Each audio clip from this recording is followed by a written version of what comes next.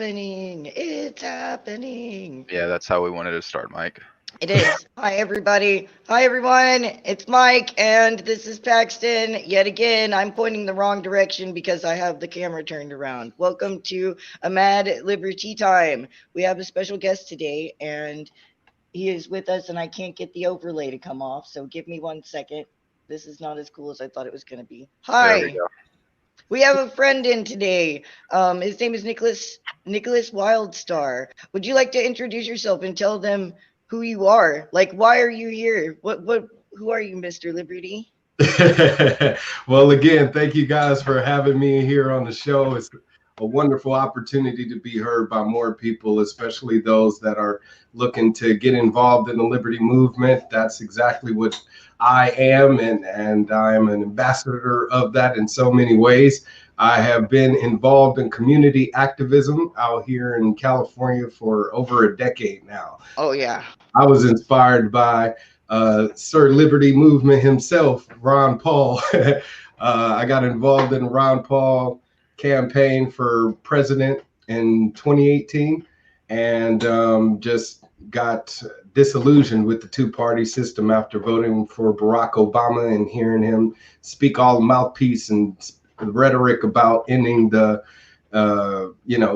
Wall Street's involvement in politics. Then a month into his presidency, he takes a $500,000 check from Goldman Sachs. So I knew he was a sellout right to win.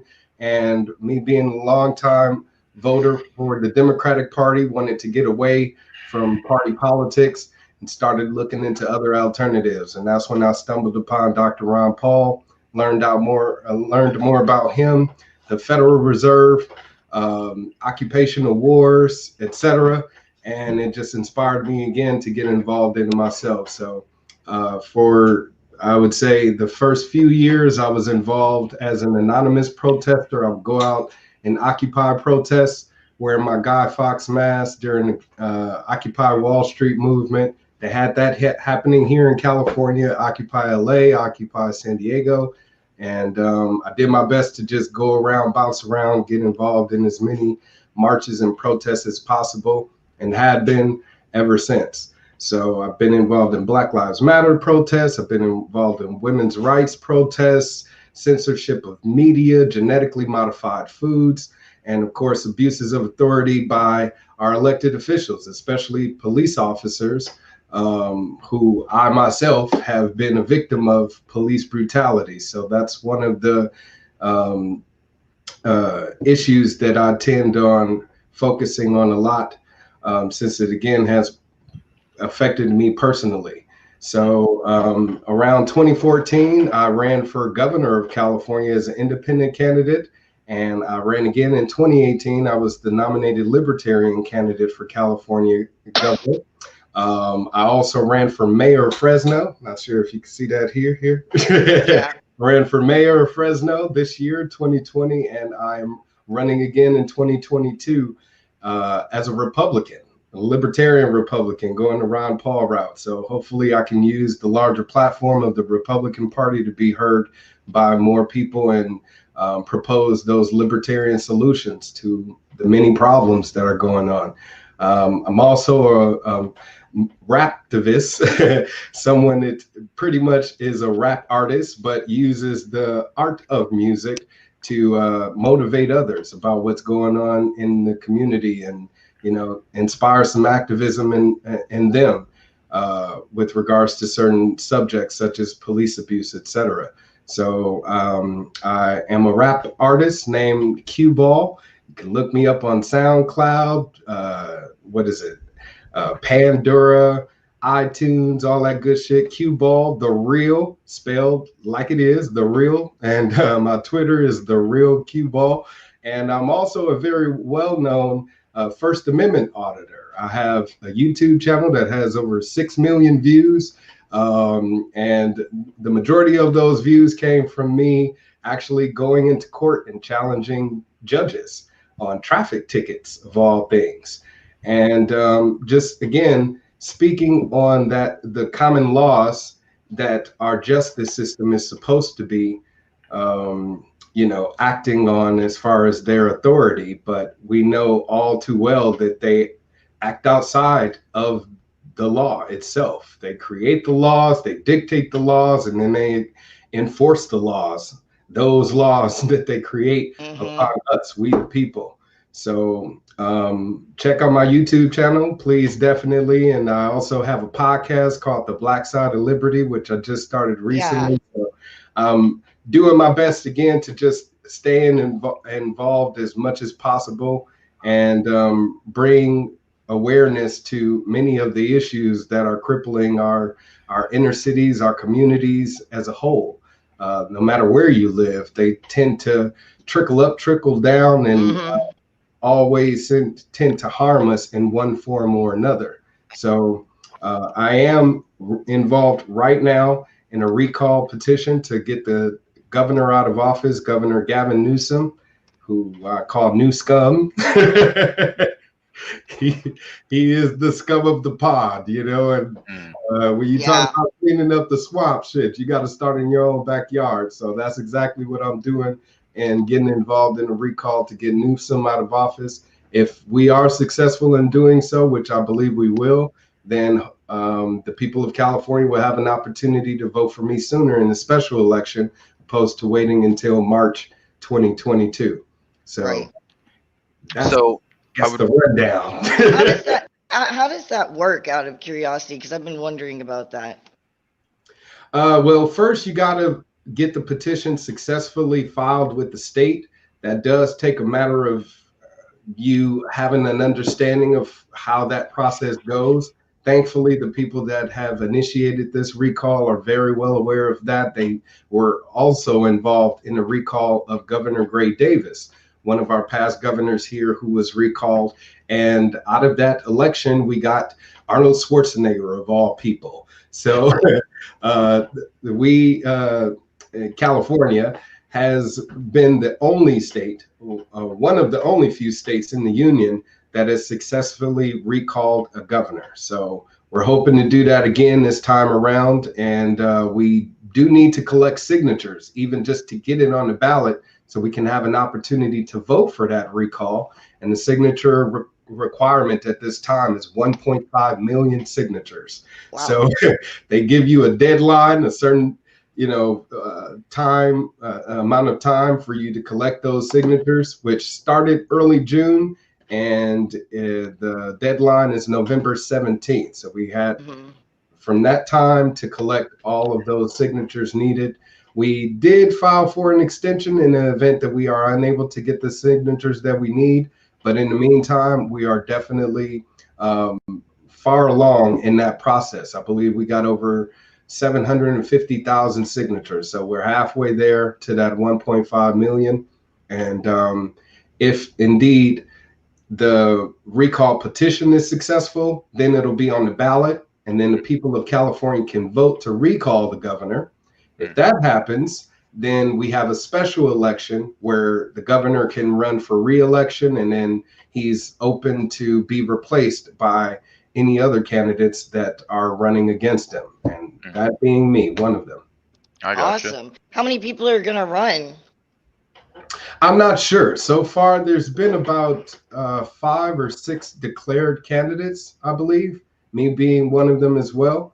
So, but these are all candidates that have, I guess, declared themselves more so for the March 22 election.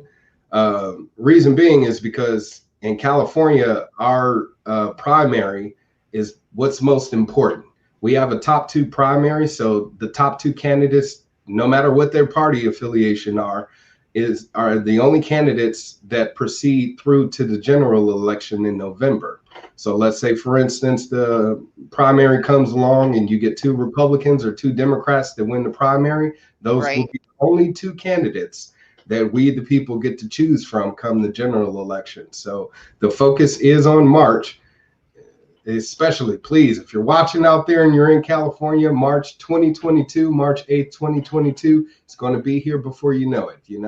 I would say about 1 year and 6 months from now. So I'm starting my campaign now so more people in the state can know my name. And thankfully, because of the 2018 campaign, when I was the nominated Libertarian candidate, that got me lots of attention in the state.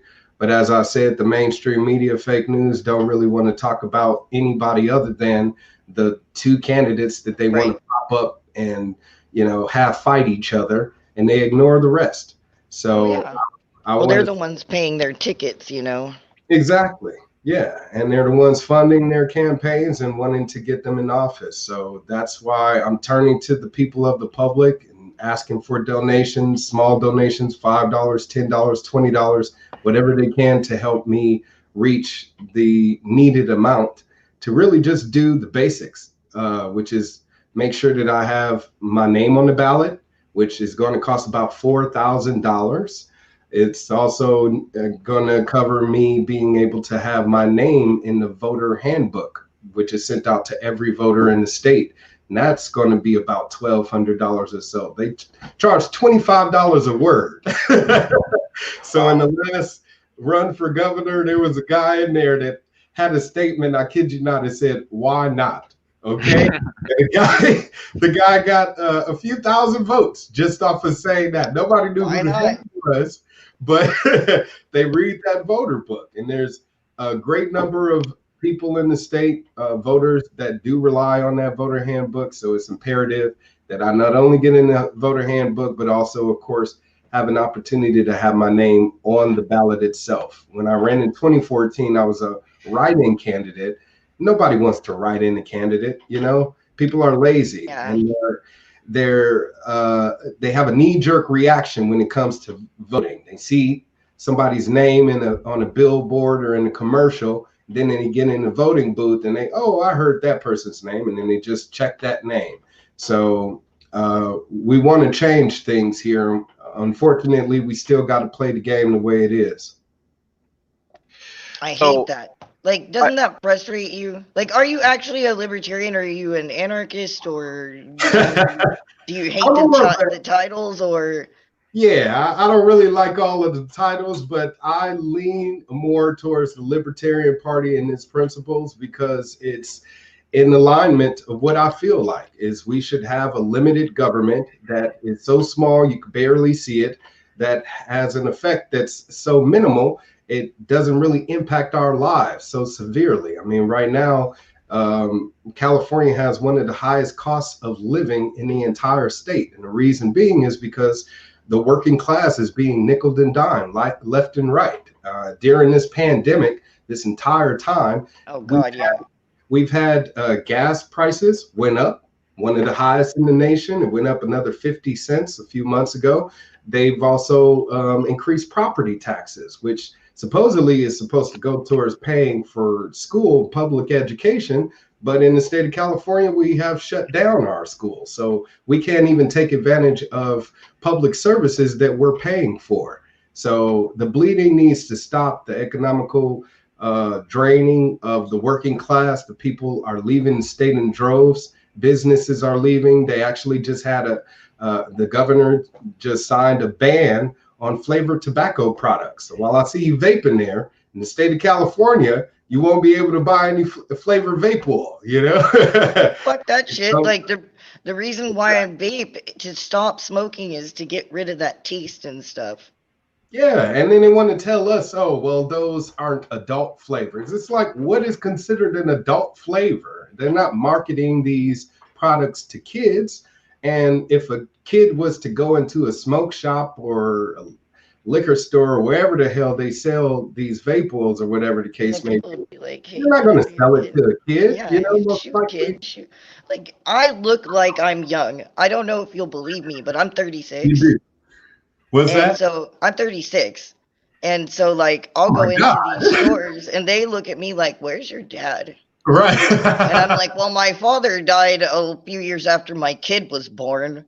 Would you like an ID?" And they look at it, or like when I get ID'd, I'm like, "Thank you." Just thank you. But like, they're not going to sell to kids. They don't want to do that.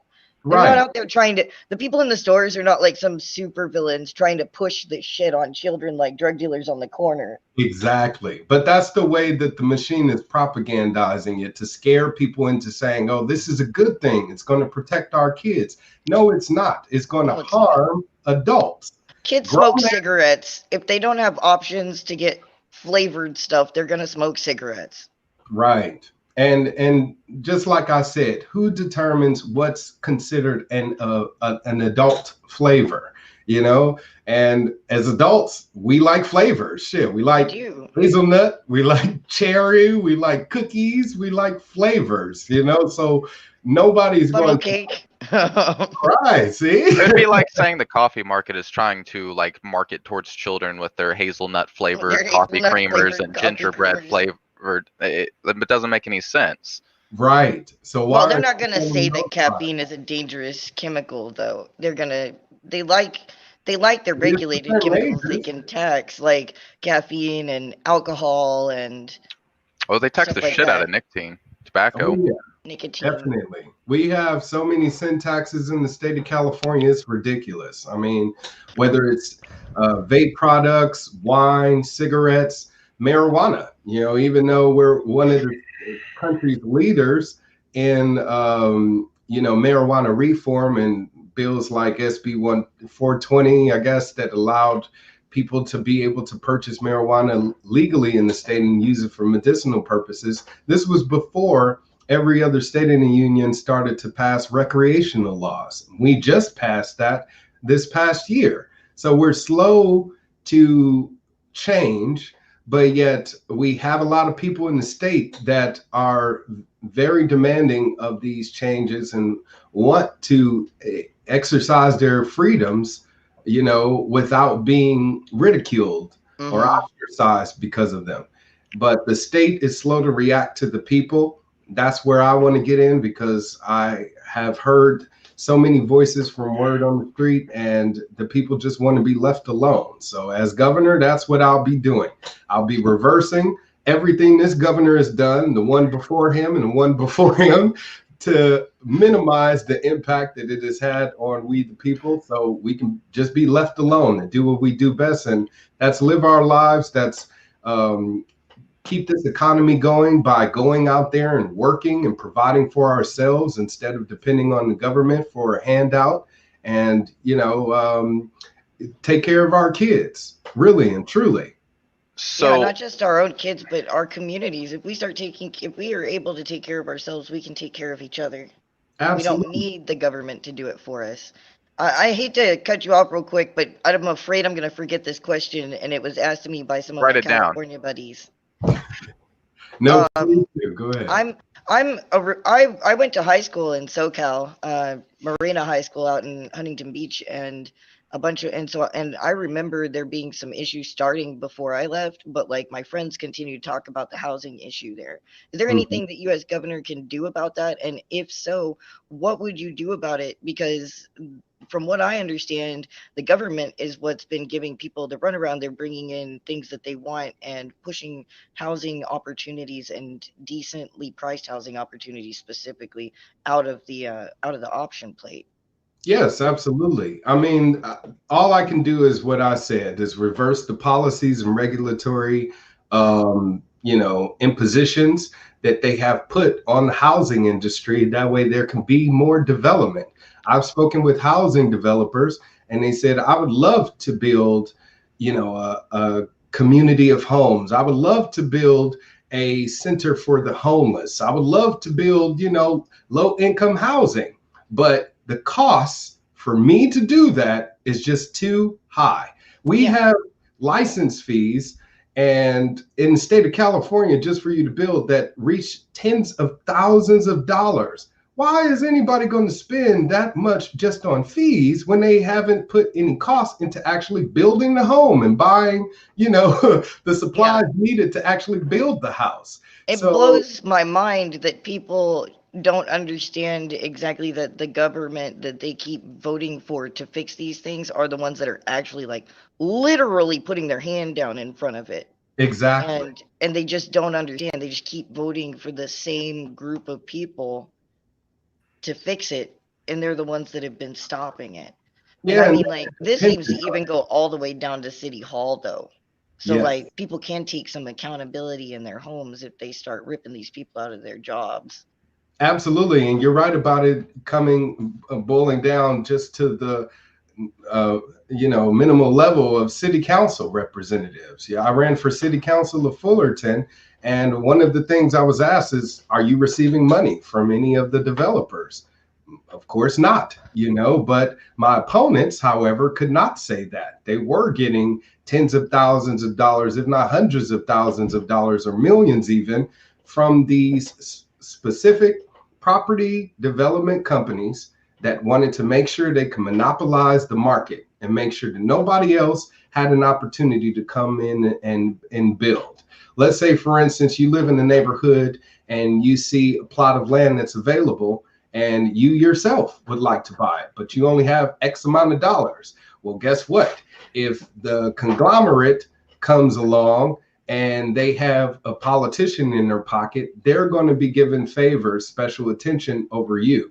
And we want to change that. That's the crony capitalistic way of our economy right now that I would rid completely, because I don't give a damn about any corporation. I don't give a damn about any monopoly. I give a damn about we the people, the individual that's working their ass off to make sure that they can provide for themselves and their families and or the community. Like you said, we don't even need to make sure that our own kids are taken care of. The children are the future. And if you truly believe that, you want to make sure that they're not being passed down any debt, uncontrollable debt that we can't even pay off ourselves. But for some reason, as adults, we say, it's okay, you can tax us now and we'll pay for it later. Later on down the line. It's like, well, if something happens to you and you lose your source of income, then what happens to that debt? It gets passed on to me and everyone else. Now we're held liable for that. So I would do as much as I can to, again, rid the industry, the housing industry, of all the regulatory impositions, all of the license fees, permit fees, zoning laws, all of that shit's got to go. Yeah, it's a tangled mess there in California with that stuff. And that is one of the things that I hear people talk about, one of the most, that and their concern for the homeless and the way they're being treated. Absolutely. Like, everybody says it's like pretty tyrannous out there, and that is it like actually true? You guys are doing like asset forfeiture for homeless people and stuff? That's it's horrible. Ridiculous. Yeah. Like they already have nothing almost, and we're going to take what they've got. Lots of shopping carts. In Fullerton, and that was near Angel Stadium out in Anaheim. And if you look it up, around the time that I lived there, which was about 2 years ago or so, they had a ever-increasing homeless population, which blew up to be like 2,000, 3,000 people that were living in an area near Angel Stadium. Well, the city came in because they thought it was unsightly to be in the backdrop of Angel Stadium. And they took all of those people's property, their tents and whatever living quarters that they had created to, again, live in an area that was pretty much just empty. It was like near the LA River basin. So they were in an area of town that was pretty much no man's land. But because it was, again, unsightly to those city officials, they decided to send in the police, take all of their tents, send some of them to jail. So taxpayers ended up having to pay for them sitting in jail.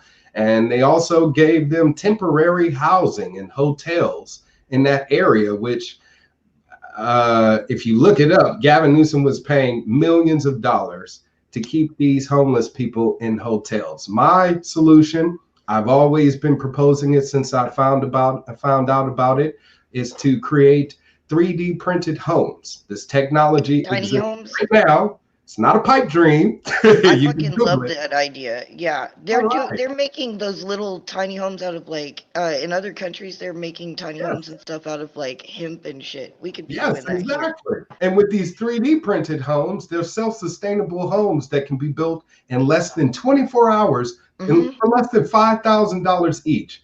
California spends tens of millions of dollars a year to help the homeless.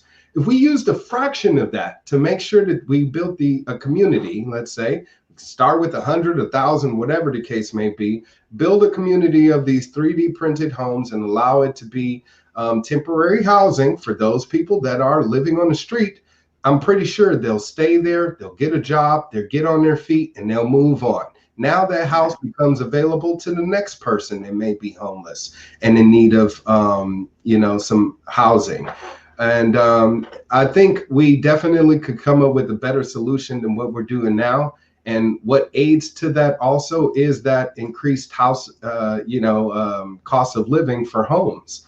If they can't afford to pay the rent, next thing you know, if they miss a paycheck or two, most of the people are living paycheck to paycheck. They miss that income. Now they're ending up on the street. And not every homeless person lives on the street. You have people that live in their cars, and they've made that a crime. You can't sleep in your car in certain neighborhoods, like out in Orange County, where you were saying Huntington Beach. It's illegal for you to sleep in your car in the park or somewhere. So they will tell you need to move around, or they'll give you a ticket that you can't afford.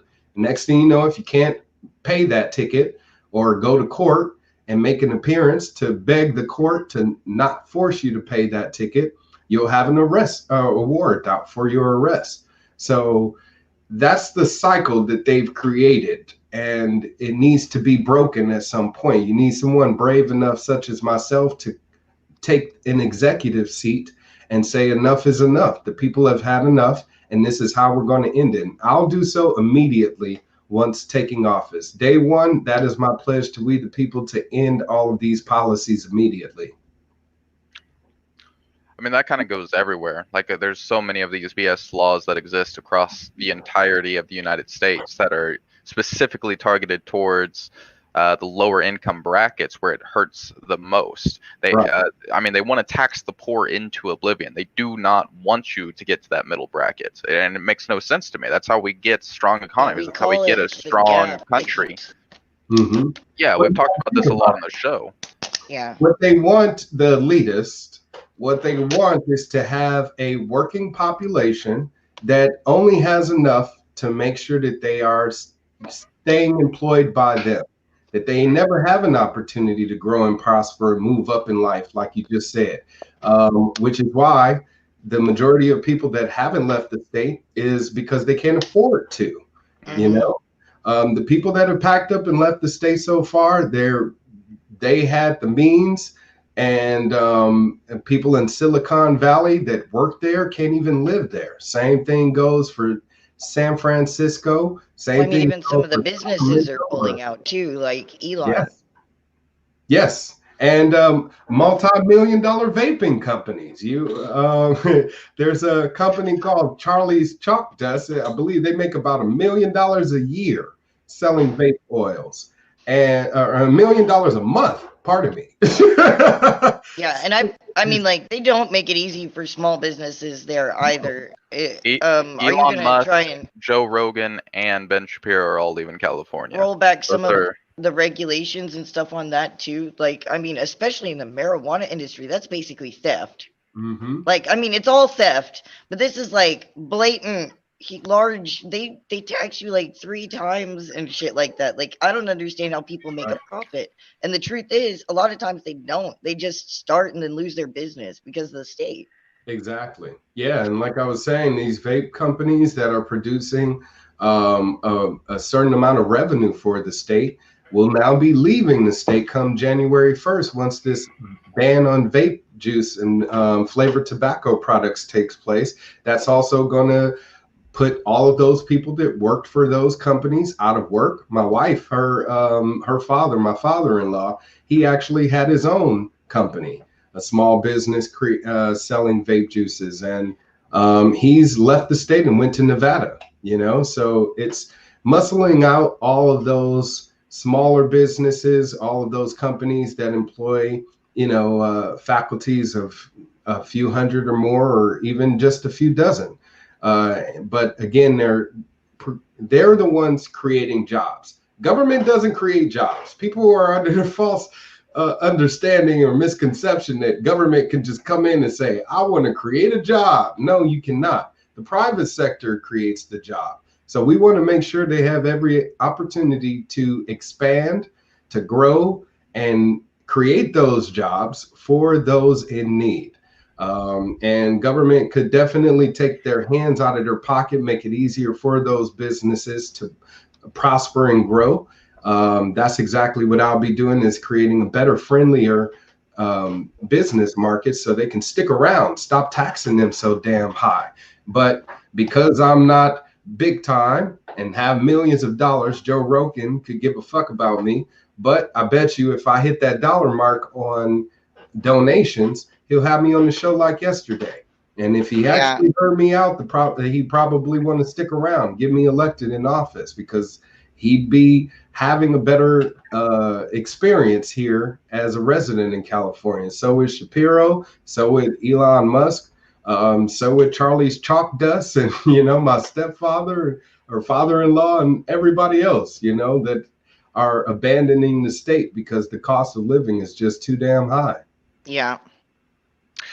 So I'm really curious as to like what is your number one issue? Like what is the thing that really keeps you up awake at night trying to fight and combat? What really got you to this point where you're we'll say libertarian for the sake of argument here? Money. Let's just be straight up. Elaborate on that one. I get it, but when we talk about equality, I don't need for the Governor Newsom to implement affirmative action. He just passed a new law making it to where every corporation has to have at least one person of color on their board. How does that benefit me? It doesn't, But what would benefit me is if he cut all these damn taxes that I have to pay, make the cost of living more affordable. That way, the money that I'm actually making from my employer, the one who pays my bills by giving me a paycheck, is I have more buying power. Right. And like I said, the one thing that really motivated me to get involved in the liberty movement was hearing Dr. Ron Paul speak. And when he started speaking about ending the Fed, I didn't even know what the Federal Reserve was. I didn't know how it related to money or inflation of our dollar. But I always thought, why did a cup of coffee cost only 10 cents back in the 50s and 60s? Now the shit's $2-3 depending on where you go. The coffee didn't change. The price of the coffee did. And what created that inflation was a devaluation of our currency. So I would like to create a currency for the state of California, a cryptocurrency, where it's actually independent, owned by we the people, and possibly could surpass the buying power of the dollar. And I would like to also open up the state. It's financial institutions. I want to create a People's Bank of California so we can have people banking in cryptocurrency. We can have our marijuana shops, our cannabis industry be able to do legal banking since they are legal businesses. I want to allow those entities to be able to do business as they should, as professionals, instead of having to keep it in the black market. I mean, they're pretty much a cash only business. And with the governor now making it to where certain shops are shut down due to this lockdown. I live in Fresno. There is no brick and mortar pot shop in Fresno. You can only receive it by delivery. But if you go to Los Angeles, some of those shops are still around, and that's only because they obtained a license from the state to do so. That needs to change. That way, again, those businesses can have an opportunity to grow and expand, and we, the people, the consumer, aren't given an opportunity or, aren't having our opportunities to buy whatever we want taken away from us. So I would definitely do all that I can here in the state to make the buying power much greater than what it is now. First and foremost, by eliminating taxes. So on day one, I will be suspending any and all taxes in the state. That way, again, we can at least start getting our economy to become more stronger, since it is suffering right now. And in doing so, I would also get started on auditing the state. That way we can find out where our tax dollars have been going this entire time.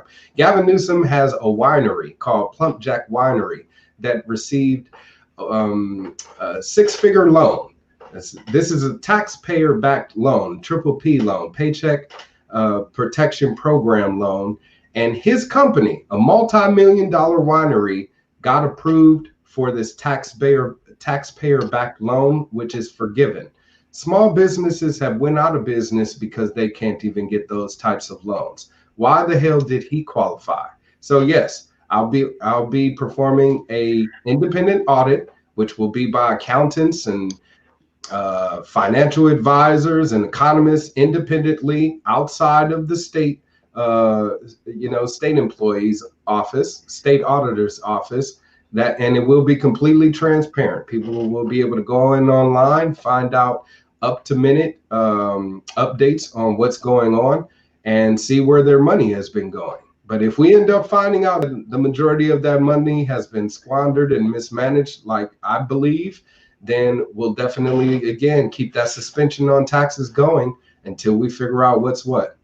Right. Well, what do you I heard you brought up the crypto thing, and I know that several people out there just read their freaking heads off when they think about the state getting involved in crypto, and they're concerned about the state trying to go full digital and take more control over the currency. What would you say to somebody like that, who heard what you had just said and then just started reading their head about like how we shouldn't let the government into the crypto business and stuff? Well, they're thinking of government as it exists now. They're not thinking of a libertarian government where, again, our goal is to minimize our involvement in the process altogether. I'm going to. It's exactly what cryptocurrency would do. What's that? I mean, it's inevitable. Like, you can't have a cryptocurrency that is regulated, at least as far as like the official definition of it. Like the moment you do that and say, hey, California has change the definition its of own regulation. crypto dollar, like that's it. It's hands off. It's you can't trace it at that point unless there's a new technology that comes out that allows you to do that. Right. And there are countries that have their own cryptocurrency. China is developing a cryptocurrency right now. Of course they are, clever bastards. And certain countries, oil rich countries, I believe like Paraguay, actually have their own cryptocurrency. And I didn't even know they had computers. Well, they do, and their government is smart enough to say, hey, instead of us using the American dollar, the petrodollar, to sell our oil, let's use this cryptocurrency and we get to keep. Yeah, I read about that. That was freaking everybody out too, because they're like, look, the globalists are trying to get rid of dollar bills everywhere. And I'm like, kind of wondering why everybody cares about dollar bills, since they're basically backed on fairy dust and dreams and hopes. Well, it's actually an interesting point that he says that it's, the petrodollar essentially. Like our previous guest, I believe, actually dived into this a little bit, where he mentioned that if you look at the dollar value compared to the oil value, it's linked together. You can see the U.S. value and the oil values dipping with each other. Exactly. And California is, I would say, I don't know where we are now, but used to be the 5th, 6th largest economy in the world. And that's because we're a major producer of not only oil, since we have our own oil reserves, but we provide half of the nation's fruit and vegetables, produce, here in California. We also have manufacturing facilities. You have technology companies. You have the entertainment industry. You have all of these industries that create the wealth here in California. And there again, people.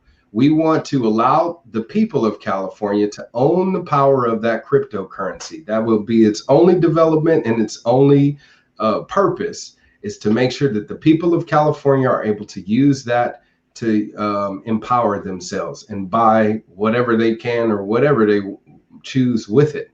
But it would essentially probably overtake the dollar, which, like my man up there said, is a pretty much IOU. It says on the dollar that these bills are used for debt purposes only.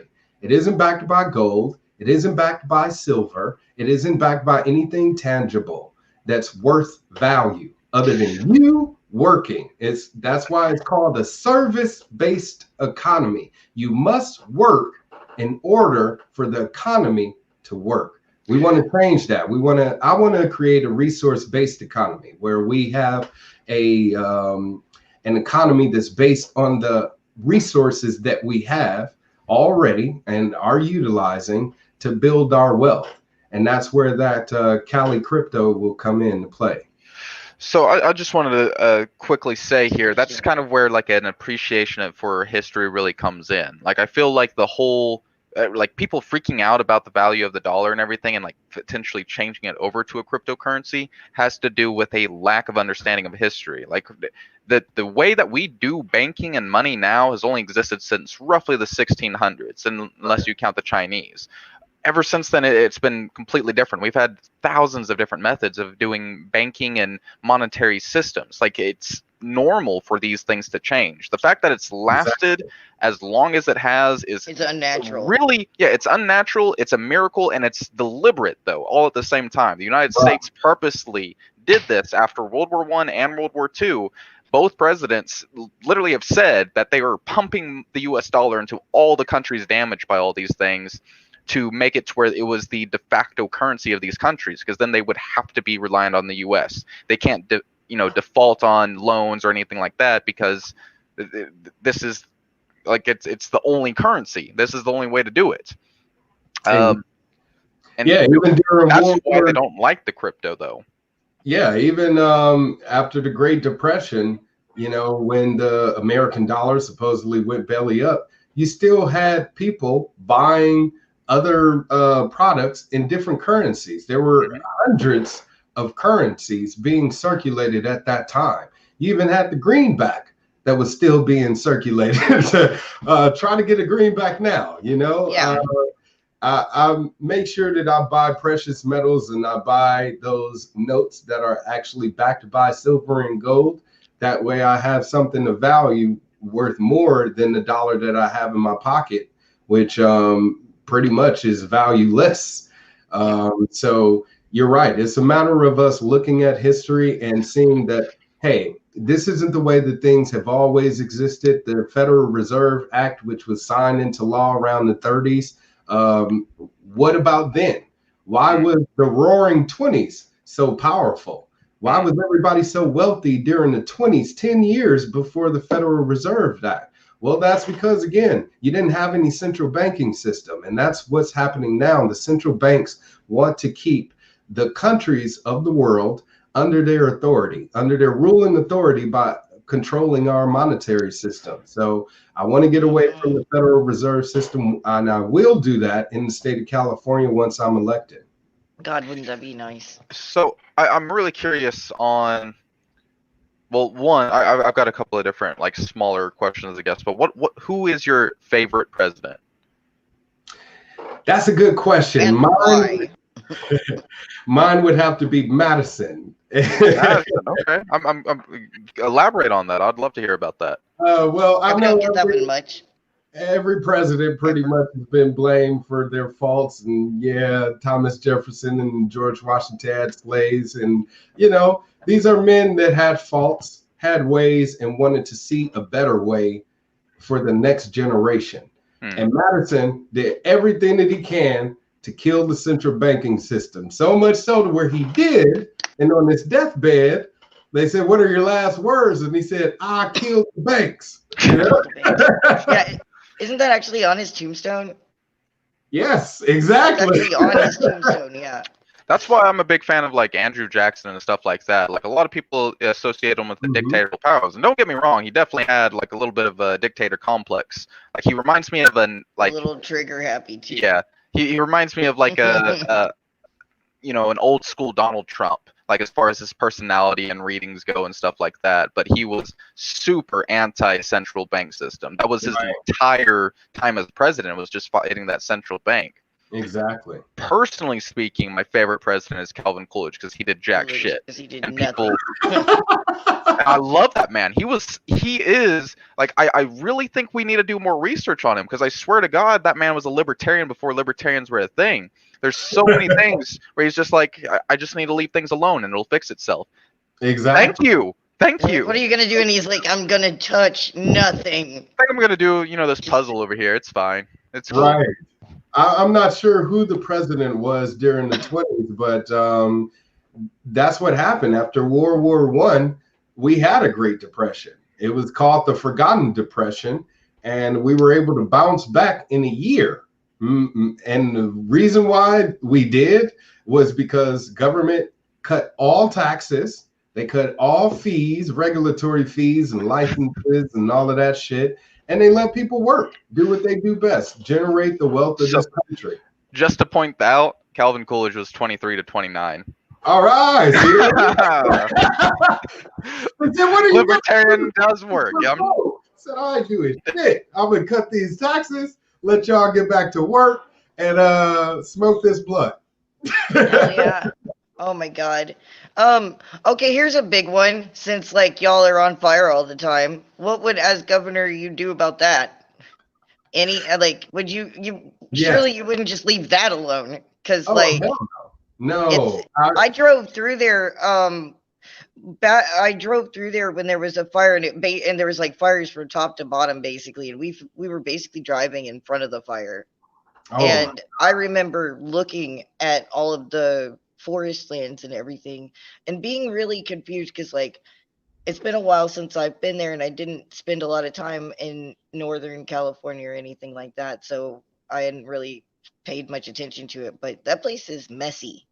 Yes. And I know that some people are like, it's a cop out to say you got to clean your forest floor, but like we have controlled burns in Texas, and people actually have to clean their fields out because it's a hazard. And I'm not cool with like extra regulations or anything like that. I feel like as neighbors we should be like, clean your fucking lawn, man, or something like that, but like what I mean, would you guys, do you think that it's been negligence? Do you think it's been just idiocy that's caused it, or what would you do? Of the above. All of the above. A little bit of all these columns.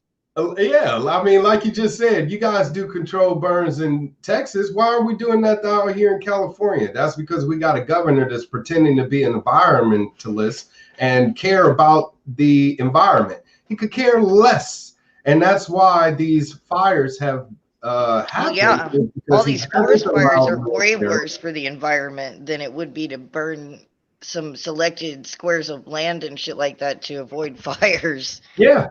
Not to mention there's loggers and people of the community that actually want to go into these forests and clean up do some land clearing of the forest. But they're told they're unable to do so. Why? Because they can actually make money off of that dead wood. They can turn it into wood chips. They can turn it into sawdust. They can turn around and generate an income off of that, which the government doesn't like. They don't like people being able to make money out of nothing.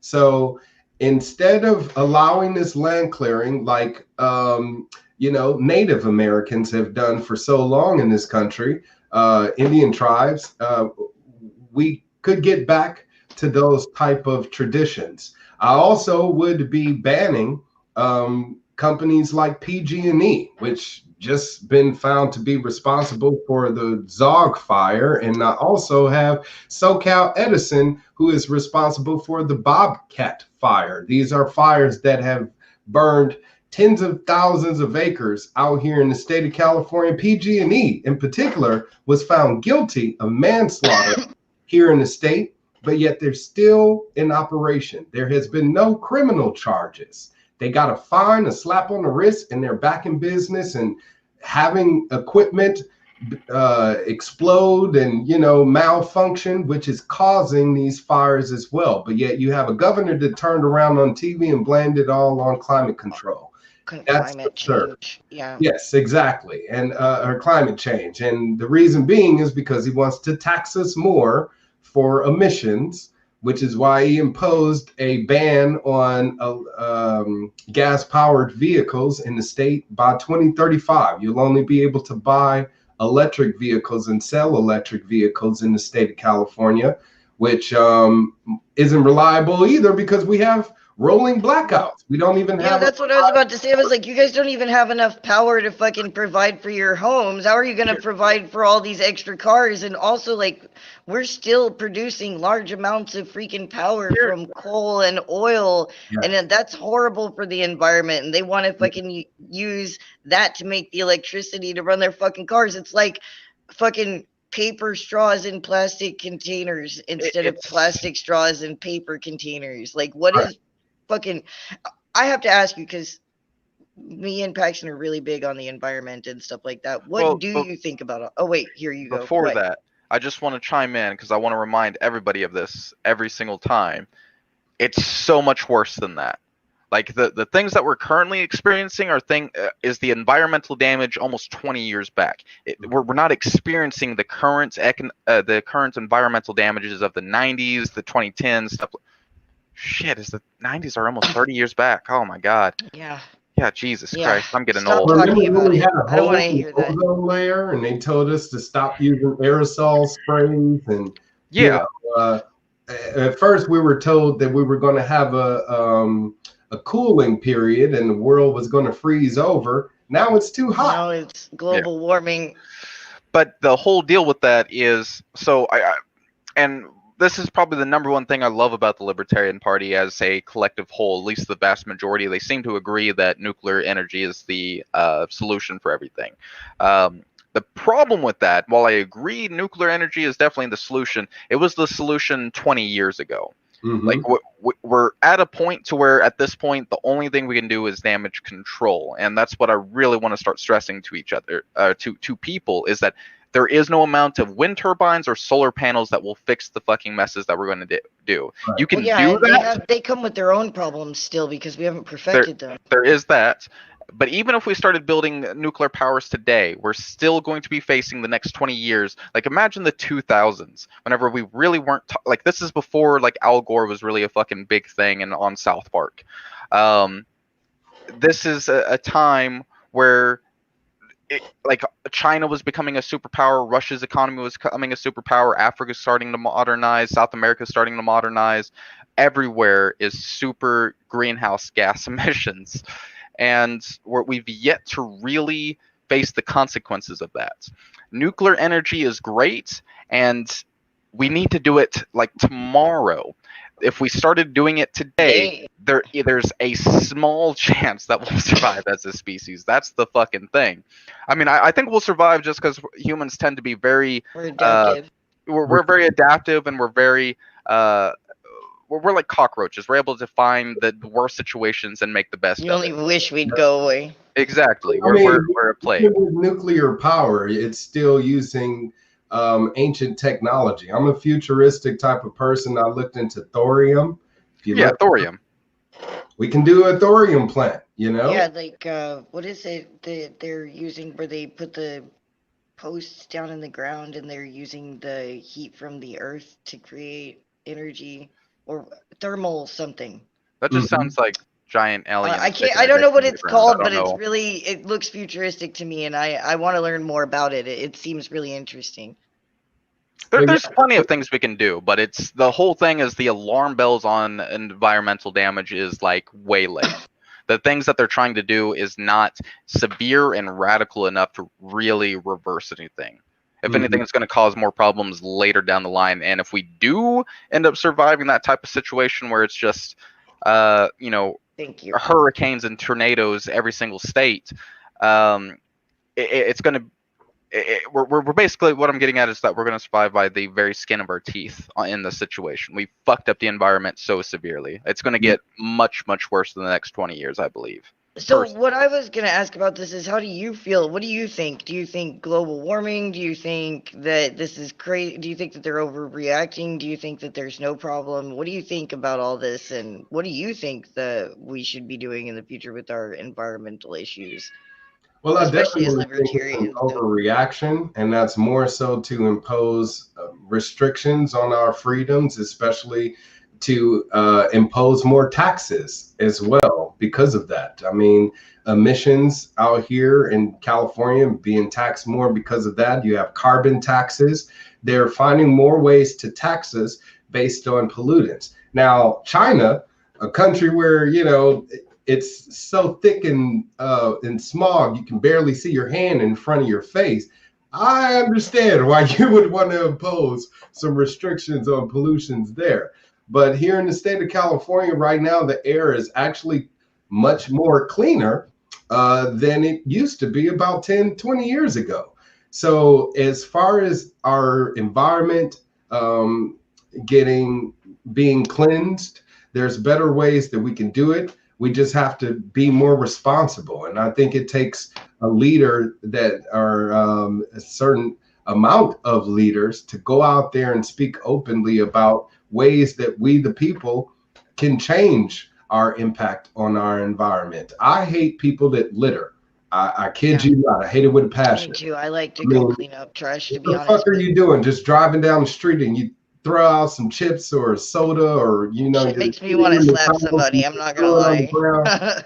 Ridiculous. Clean up. And the trash is ridiculous. That definitely adds to the blight in any neighborhood. We definitely don't want to see that. But as far as having an environmental impact on animals, you know, when you're polluting in the ocean and you're polluting in certain neighborhoods and communities like, you know, Yosemite and other places where it's a national treasure, you know, we should be making sure that our forests stay as clean as possible. I went up to Yosemite and Big Bear and Tahoe, and I saw trash and litter everywhere, you know, and as much as we want to make sure that we're keeping Tahoe clean or Fresno clean or LA clean or all of these cities, we have to take that initiative upon ourselves to go out and keep our communities clean. As far as environmental impact and keeping our skies clear, I would reduce the amount of geoengineering that they're doing here in the state of California. I can't tell you how many times I've looked up in the sky and have seen chemtrails, tic-tac-toe patterns in the sky. Why are you doing that? Who sanctioned that? Who gave the approval? I know I didn't. I don't want the sky to be polluted with aluminum and barium and all of these other toxins, but yet they're doing that. The land clearing in forests, that would be another impact on it as well. Our oceans out here in California, they can be desalinized to provide water to the drought areas. I actually spoke with a man named Moses West of the Moses West Foundation, and he has a machine that can create water out of thin air. I would have those machines all throughout the central area, places where there are droughts, places where they're unable to get water from the ocean, since they want to build tunnels like the Delta tunnels, which will run all the way from the ocean through these forests, and pretty much just destroy wildlife just to get water. There's a better way. So I think the focus needs to be made on that more than anything. And as far as fossil fuels and their impact, I believe there needs to be more study. But when it comes to oil, I don't think we should be pulling that out of the earth. If you as a person were steadily having the blood in your body or the plasma in your body drained, you would be dead. Same thing is happening to our planet, and it's going to react. It's a living entity. It's a living creature. We live on it, and we need it to live or we die. Yeah. That's simple. So we should be taking care of our planet to make sure it lives as long as possible. That way we can live as long as we'd like, and, you know, our children and our children's children, etc. You know, there isn't any reason why we should be putting an expiration date on our planet simply because humans can't control themselves. So I'm really curious as to what you think of the Boog and things of that nature. Like, do you think a civil war is coming, a revolution is coming? That's a good question. Boog boys seem to be good to me. They are anti-state. That's why I'm okay with them. Proud Boys, I've met them also. They are anti-state, but they are back to blue, you know, thin blue line fellas. So yeah. That's where they kind of lose me, is because you're still friends with the people that are causing tyranny and will impose tyranny upon free people. I mean, believe me, I just drove through Texas and I saw so many "Don't tread on me" and blue thin line stickers on lifted trucks. I can't. My eyes hurt. I don't think they realize the contradictory ways of their doings. But as far as the Proud Boys is concerned, I mean, if they were to take their focus off of Antifa and put it on the state, now we're on the same team. I really am supportive of a revolution than a civil war. I think if we could all come together and unite and unify under, again, wanting to get rid ourselves of the state and the impositions that the state has had on us, then we would see a revolution overnight. It's sad that we see countries like Germany and France and all these other countries actually rebelling against their government simply because of this lockdown, yet Americans are slow to get on that boat. And I've been involved in a recall protest here in California. I've been shamed for it because it's been looked at as being a right-wing thing, opposed to I want to get to work and take care of myself thing, and live free thing. So if more people on the Black Lives Matter side, I as much as I'm supportive of the message, I do not support the global foundation, which gets tens of millions of dollars and does nothing with that to help movement versus communities organization, right? Yeah, exactly. And of course, it's a movement that's been used as an instrument by people like George Soros to destabilize certain communities so they can come in and buy up those neighborhoods, gentrify them, and end up Xing out those people that can't afford to live there. We're seeing that. Out of curiosity, like, we covered like a little bit of what you thought about like the Boog and the Proud Boys and stuff like that. Do you think Antifa is a real group? Like, no, hell no. I met Antifa. Yeah, like I know people who call themselves Antifa, but as a group, I think it's ridiculous to think it's an actual organized group. Yeah. It is not. I don't know where they get this insane idea. I look at people on the right and they're willing to take the media spin. They're willing to be like, because the media takes the worst of the Proud Boys, the worst of Antifa, the worst of the Boog, everything they can, and they put the worst of it in our faces and they flash it again and again and again and again, and they never show us anything that they're doing outside. And with the Antifa stuff and the Boog shit, half the time they can't even fucking tell us how they know they're connected to these groups. Right. Like, when at the end of the day, the media is pro-state. Oh yeah. They don't give a shit what you're talking about. All they give a shit, like, they don't care what your economic philosophy is. They don't care about any of that. They don't care who your leaders are. They care about if you're anti-state or pro-state. And what they're saying is Antifa is supposedly anti-state. Technically, the Boog Boys anti-state. Not true, though. Well, they're anti-state currently. Some of them are, and some of them are not. Yeah, the whole like, deal. It just depends. I mean, listing them as a terrorist organization, that was a terrible idea. That's ridiculous, because like some Antifa people are like groups of people trying to like pick up trash together and be activists together, and some it's like I was telling you the other day, like, they are training military personnel, like specifically the National Guard, whenever they're sending out onto these National Guard into these riot cities, they're training them that Boogaloo boys are terrorist people, even though we've seen time after time after time that they're going in there to provide first aid, to be part of the protesters and make sure that nobody gets arrested for anything that's, unjust. They're there to civilly disobey up until the point that arms are drawn on them. They're going to protect themselves, and that's how it should be done.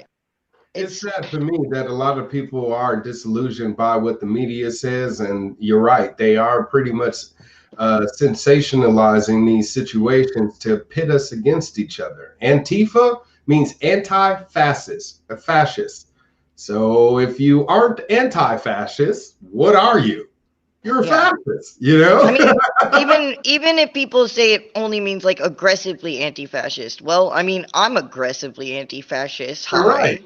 Like, I'm pretty sure everyone in here is aggressively anti-fascist. The entire Boog is anti-fascist. Exactly. And but we have people on the left looking at the media and buying that the Boog is, you know, white supremacist and alt-right and white and all this other shit. And we have people backing the on the right Association and people in the Boog and stuff buying the fact that the media is buying exactly what the media is telling us about the fucking Antifa and stuff like that. They are buying into the boogeyman.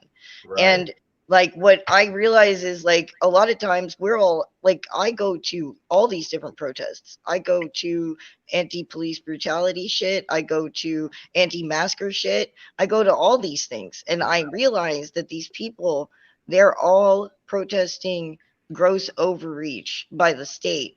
And if they could come together and do it, they would be a force to be fucking reckoned with. Right. But they will not do it because they're terrified of each other, because they have drank the Kool-Aid. No matter how much us Liberty people want to tell everybody that we're too fucking smart for that, we are drinking that Kool-Aid every goddamn day in large quantities. Yeah. And saying we're not. Just bad, like the left and the right. It's pretty bad.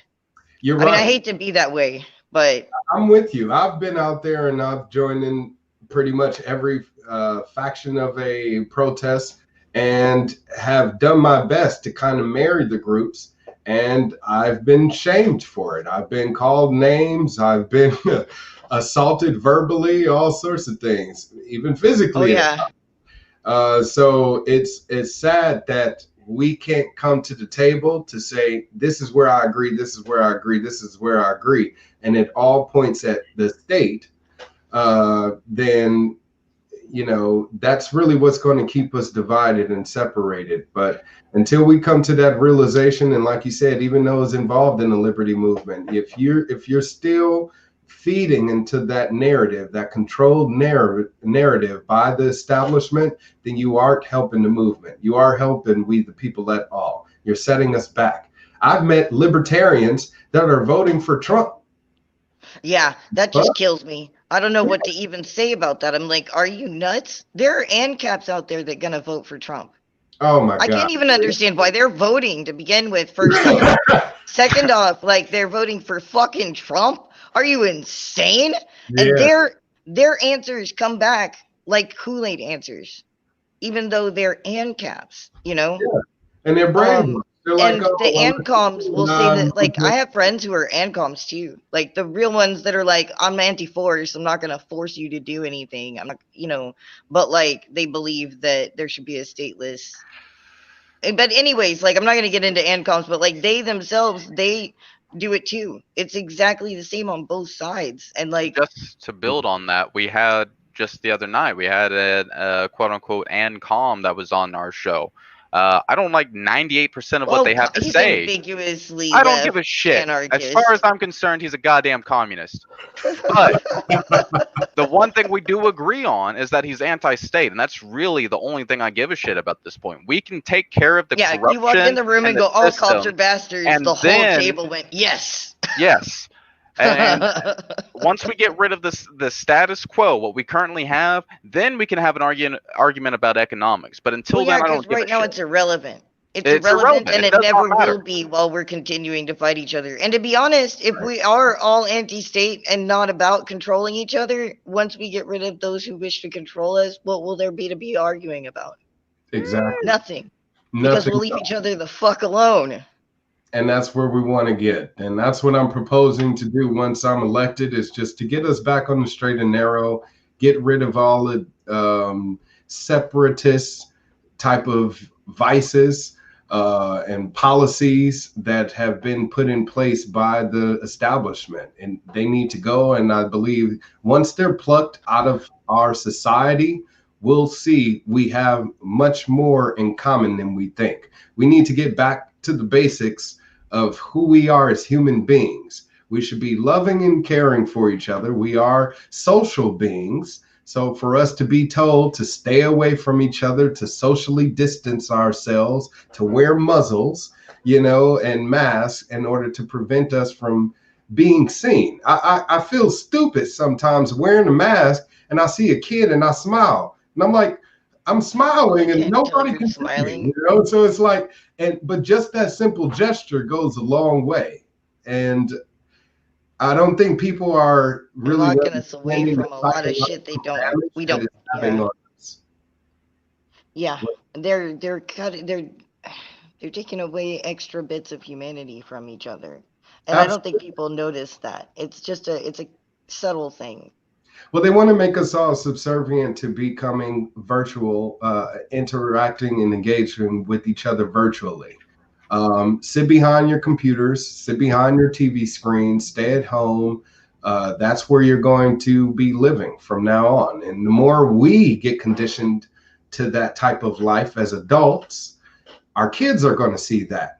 It's going to be much easier for them to start embracing that and live that type of a life. And then the next generation and the next and the next. Next thing you know, everybody's living in a damn cubicle and nobody's engaging with each other. And I see that as being a great possibility if we don't do something or say something now. We must come together in order to do that.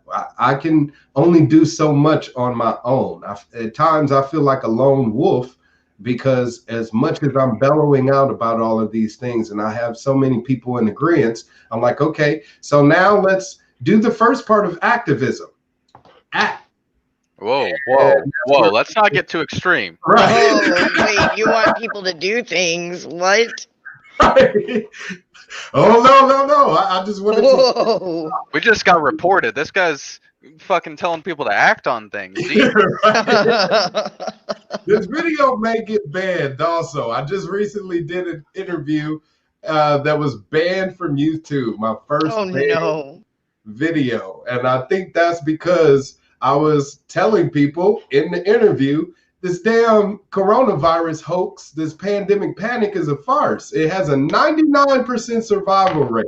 Now I'm going to say it here on this video again. So let's see if they ban this one. But 99% survival rate, people. You're not going to die. I just saw, what's that show? It's called Utopia on Prime, Amazon Prime. You guys gotta check out this fucking show, man. It's just mind-blowing. It's a good show, actually. Yeah. Oh, hell yeah. But it just speaks so much on what's happening right now, and it kind of reads between the lines of, I guess, the conspiracies that we've been hearing floating around. But I gotta ask, did it make you chuckle when you saw that fucking they put a disclaimer on it?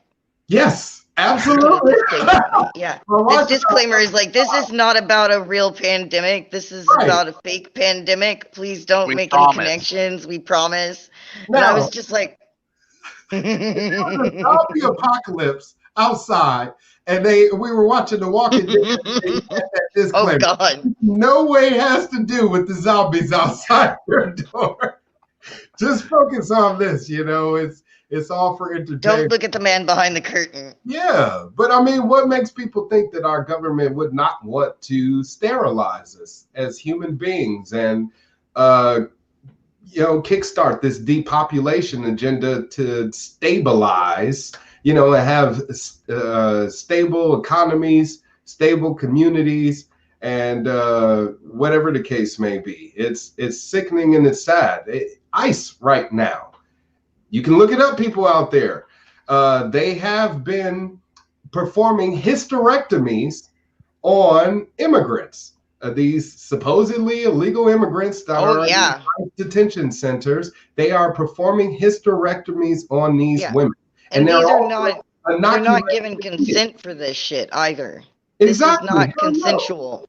No. And this is not a conspiracy either. It's actually been in the news, but they don't fucking flash it like they do the stuff they want you to notice. They just put it on the bottom of the page and let it slide by.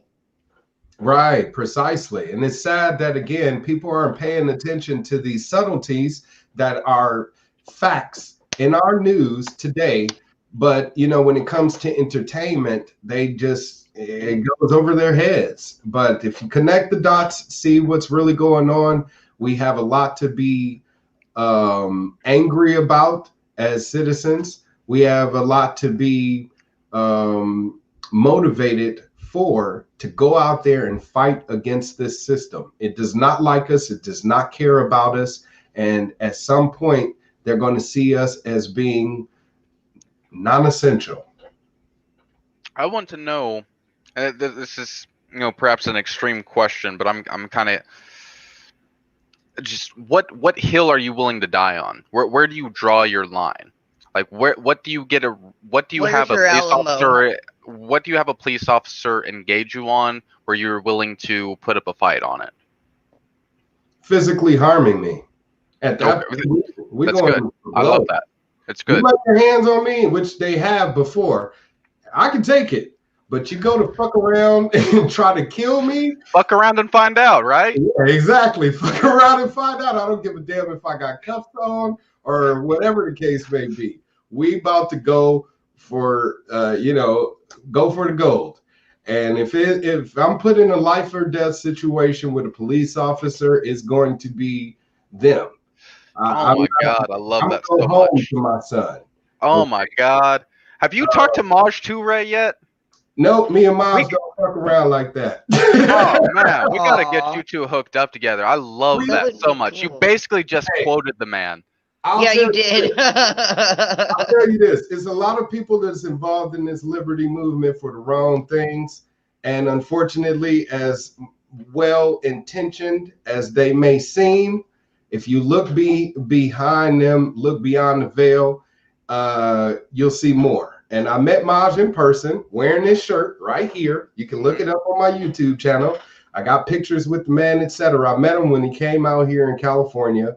And I wanted to form a partnership to say, hey, I want to go into these inner cities. I want to go into the community, any community, and I want to talk about Black Guns Matter. Mm-hmm. Will you help me with that? And he said yes. Face to face, he said yes. But then I went to contact him, and it was a whole nother story. And I'm not in this to make money. I'm not in this to sell shirts, okay? Right. Some people are. So as much as I like Maj and what he's doing, that's where the separation and no, I get that. Well, I know he's really busy and shit like that. He is a handful to get a hold of. No, he ain't. Okay, well, he has been.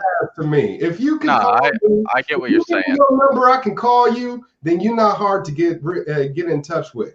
And if he tells me I'm up pretty much all hours of the night, you can call me. I can call him and I can text him. If I can do it when I'm mad at you and you respond, then I should be able to connect with you when I want to do business with you. And when I made that attempt, I got slapped down. But then when I was pissed and I said, fuck you, Maj, I want to beat your ass, then he responded. So that's where I am with this. This is not a game. You see what I'm saying? This is real, real, real.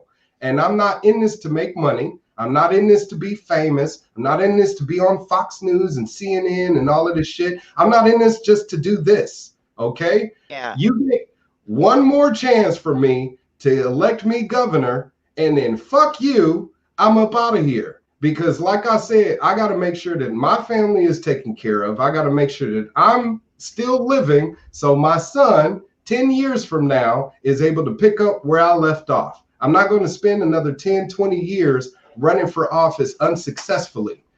You need to get me elected so I can prove to the people why we need better leadership, why we need someone that's of the people, by the people, and for the people, representing the people.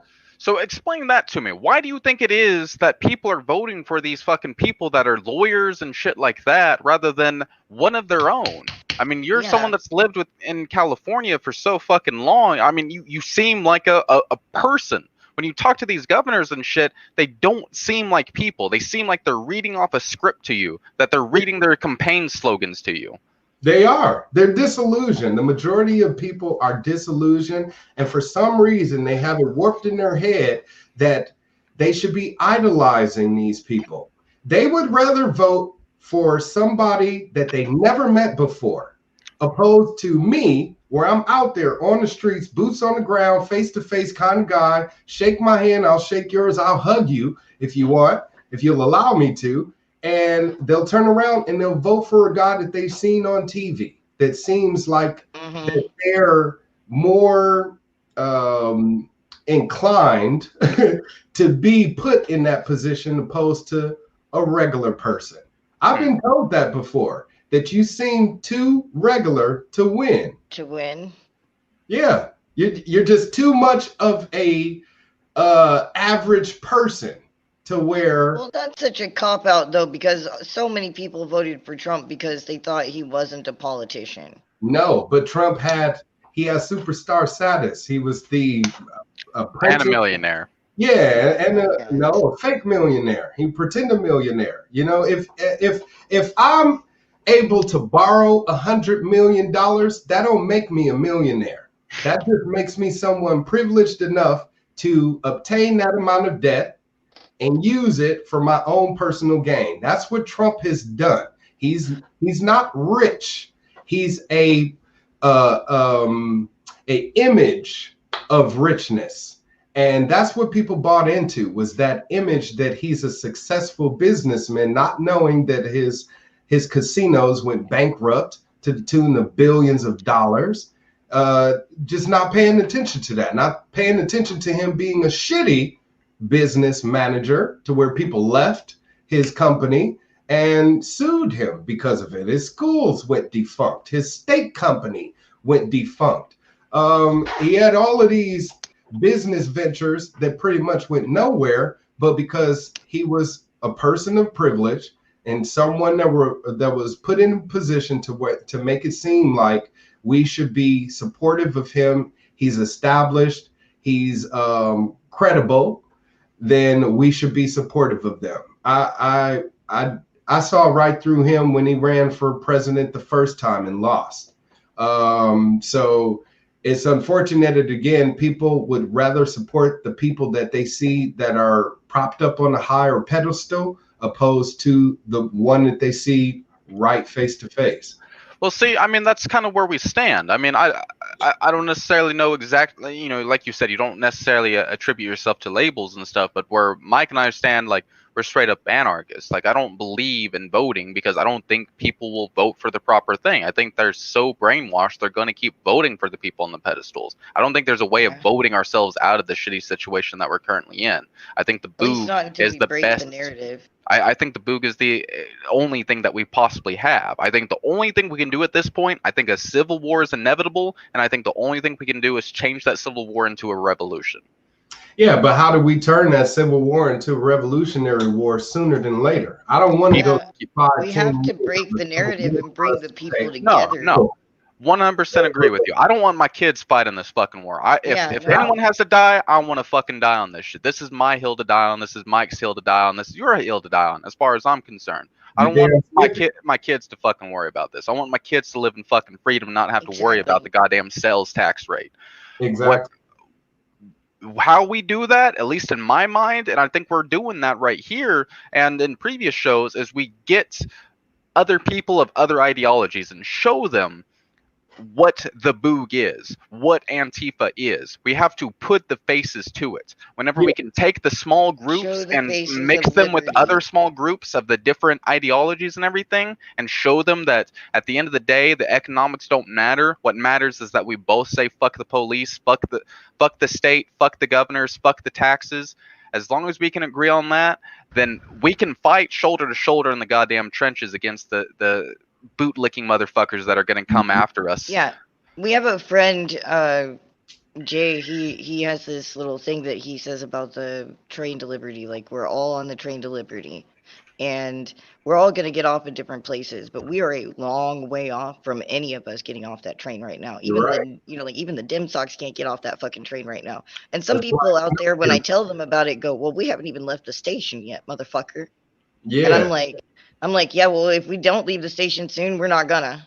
You're right about that. My whole thing is I want to avoid any type of violent revolution. I think it can be civilly. And I that's why would rather it not be violent, but I mean, I'm an anarchist at heart. I'm an anarcho-libertarian, and my goal is to demolish the state. I mean, I will be disbanding left and right simply because of that. But again, my goal is to do so in a peaceful manner, in a civil manner. I think by exercising our right to vote, we are able to do exactly that. If we had all of the ANCAPs out there voting libertarian, we would win.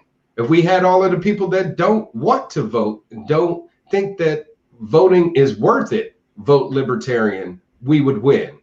And that if we have that power shift and we do it with our voting power, then we don't have to do it with gun power, you know?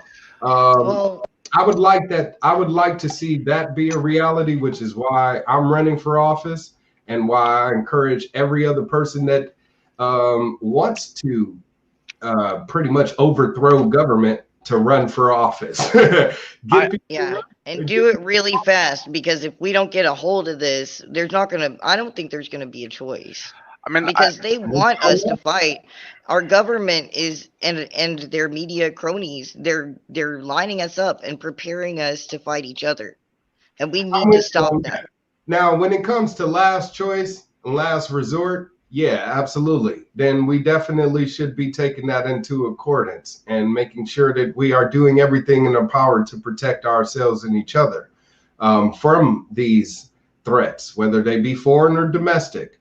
So, but again, if we want to have that revolution come about sooner than later, we got an election in less than 25 days.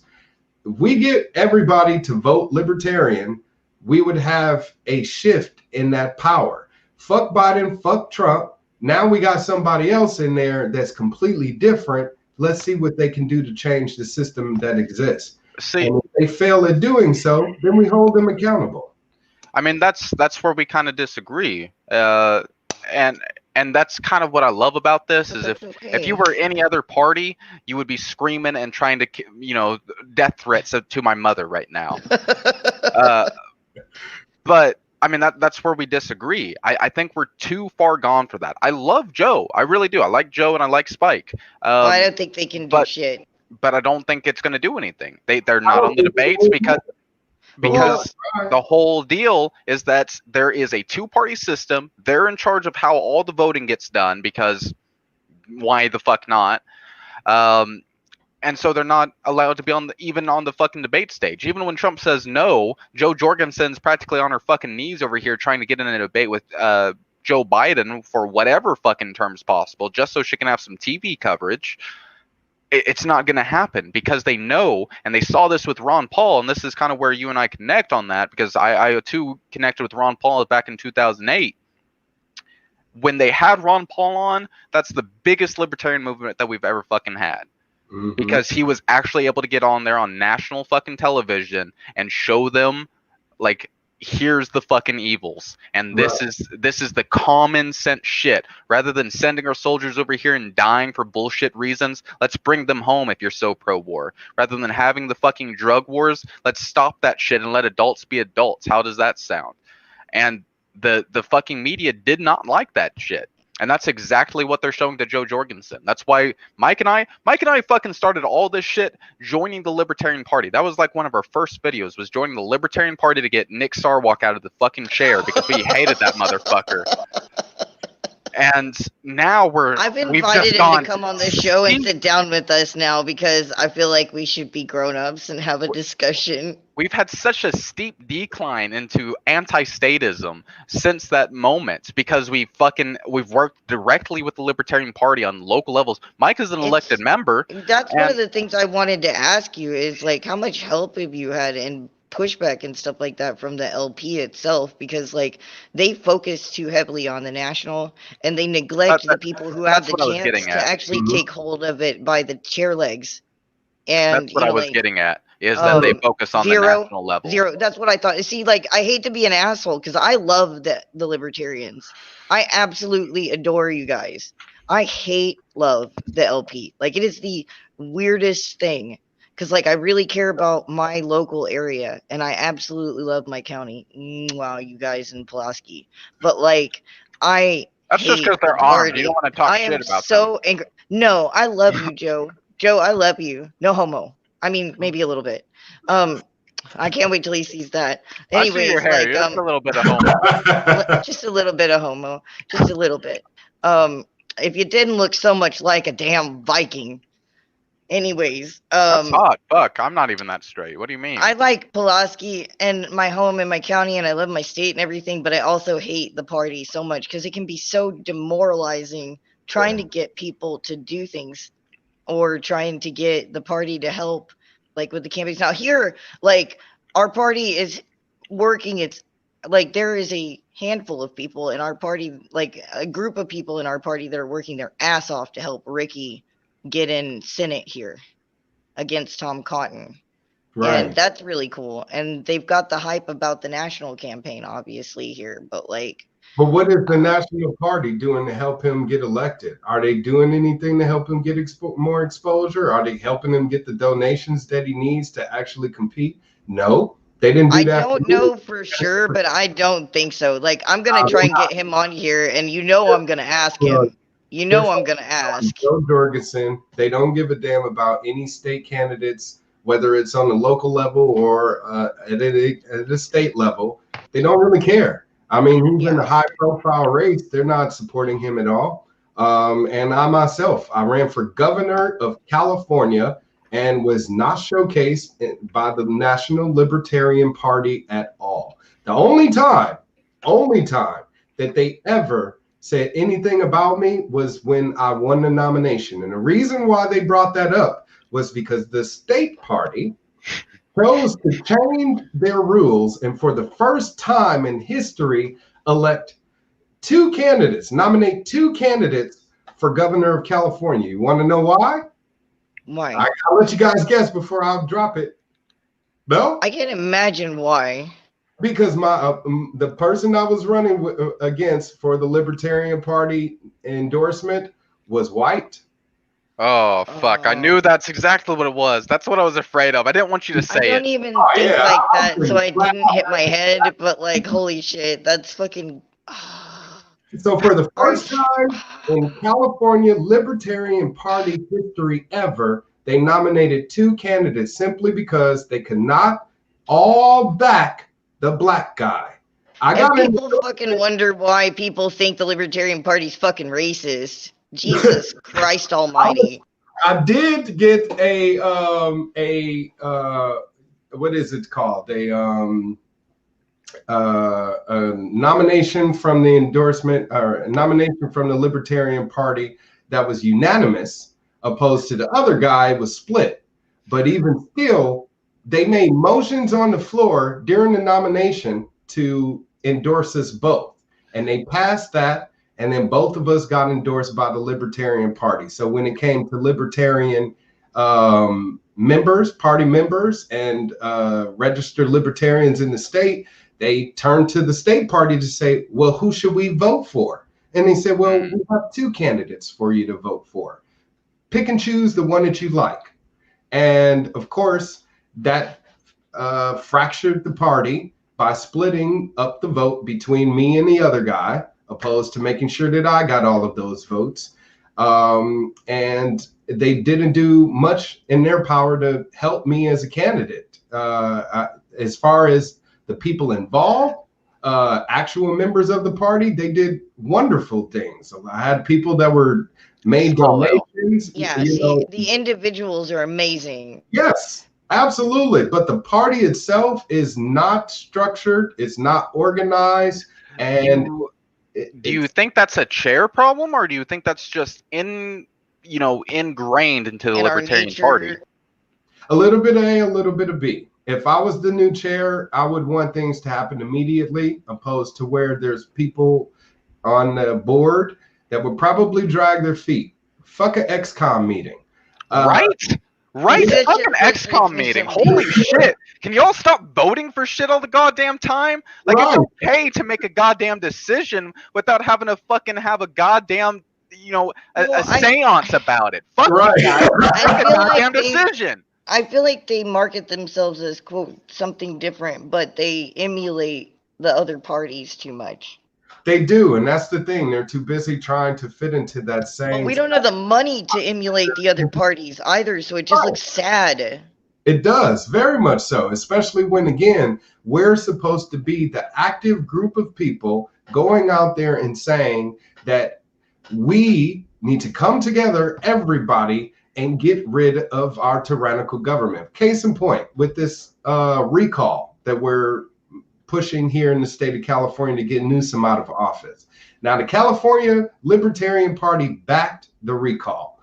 Why did they not promote the recall at all? Why did they drag their feet? I'm the chair of Libertarian Party of Fresno County. I had to, on my own, create flyers that I have here. I had these flyers created up to talk about reasons about why people should support the recall. I sent this image to the state party. They said, we'll vote on it at the next meeting, which was about over a month later. So when they said that, I went out, spent $30 of my own money, went out and made them yourselves. 100 in English, 100 in Spanish, and they're all gone. Now that they voted on it, now they'll release state funds to print up the flyers and shit. But the recall deadline is November 17th. How many people in the state you going to get informed about the recall? The Libertarian Party should have stepped out front. Well, that's what I love about you starting early, because like, look at this. Even if we wanted to play the national game, we don't get started till right before the fucking elections. Yeah, like nobody knows who the fuck any of these people are. They should have picked this person like a year or two goddamn libertarian that constantly reads the fucking newsletter and shit, and I don't know who the fuck Joe Jorgensen is. I'm having to do research like today, but I didn't know who she was. You know. And real quick, what I want to add is like your situation is like dead on to exactly what we experienced and why we fucking left, like actively working. Well, Mike's, like I said, elected measures of the libertarian, and he's basically made it into a small boo group. I have not. Hey, don't say that about them. Don't say that. That's not. I'll say anything about this. Go out there, infiltrate, co-opt, turn it. What I'm saying. That's the plan. We got to fucking take this shit over. That's what we got to do. But anyway, my fucking point is so the COVID shit had just started, and I had asked, because churches were doing this in Oklahoma. Oklahoma churches were starting to send out newsletters and stuff to all the individual members that they had, just simply asking if they're okay, if they need anything, if they need someone to go out to go get them groceries and stuff. So I brought to the Libertarian Party. Yeah, neighborly shit. So I asked the Libertarian, why don't we do that shit? They had to vote on it. Why? I'm like, I was sitting there. He's write up handwritten letters and contact these people. Why the private prop? They're a member. They already did that. Their information for contact. Like, just I'm like, dude. He was telling me about it, and I'm like, well, by the time they finish fucking voting, if COVID's real, half of these motherfuckers are gonna be dead. I feel so bad for Jay and Cerise because they're so sweet and nice, and I love them. I fucking love them, and Kevin too. And 99% of our party is great, but there's always that one who's like, we should vote on it, and that's going to take 3 months. This isn't in the bylaws. We got the bylaws. Fuck. Yeah, like, that's one thing. To be fair, I'm always going to be a liberty activist because that's where I started. But that first part of that word, like I said, activism, act. The Libertarian Party is slow to act. You might as well just count yourself as a terrorist. Like, Jesus Christ, having that act word in there. Jesus. Well, you said the word, now we're going to get popped up on their fucking algorithm or some shit. Exactly. We already got FBI agents listening to us. Well, they said act. Let's not take care of people. Frederick, radical. He said agitate, agitate, agitate, agitate. That's what we need to do. Continue to agitate this damn status quo, the system, the establishment. If you don't like it, agitate. Get out there and be as active as you can in agitating this system. So yeah, it's sad but true. I know we're running long, but I've been wanting to ask you this question because you have a history with like Anonymous and stuff like that. What do you think? Like, we've talked about all these other groups that are supposedly a menace. What do you think about fucking Q? I think Anonymous got taken over a while back by government factions. All of them, or just some of it? Like LulzSec and ClownSec, and there's so many other sects and shit. Yeah, there's so many sects. Yeah. Yeah.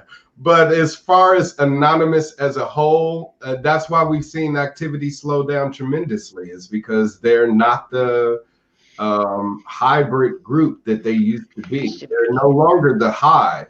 They're now a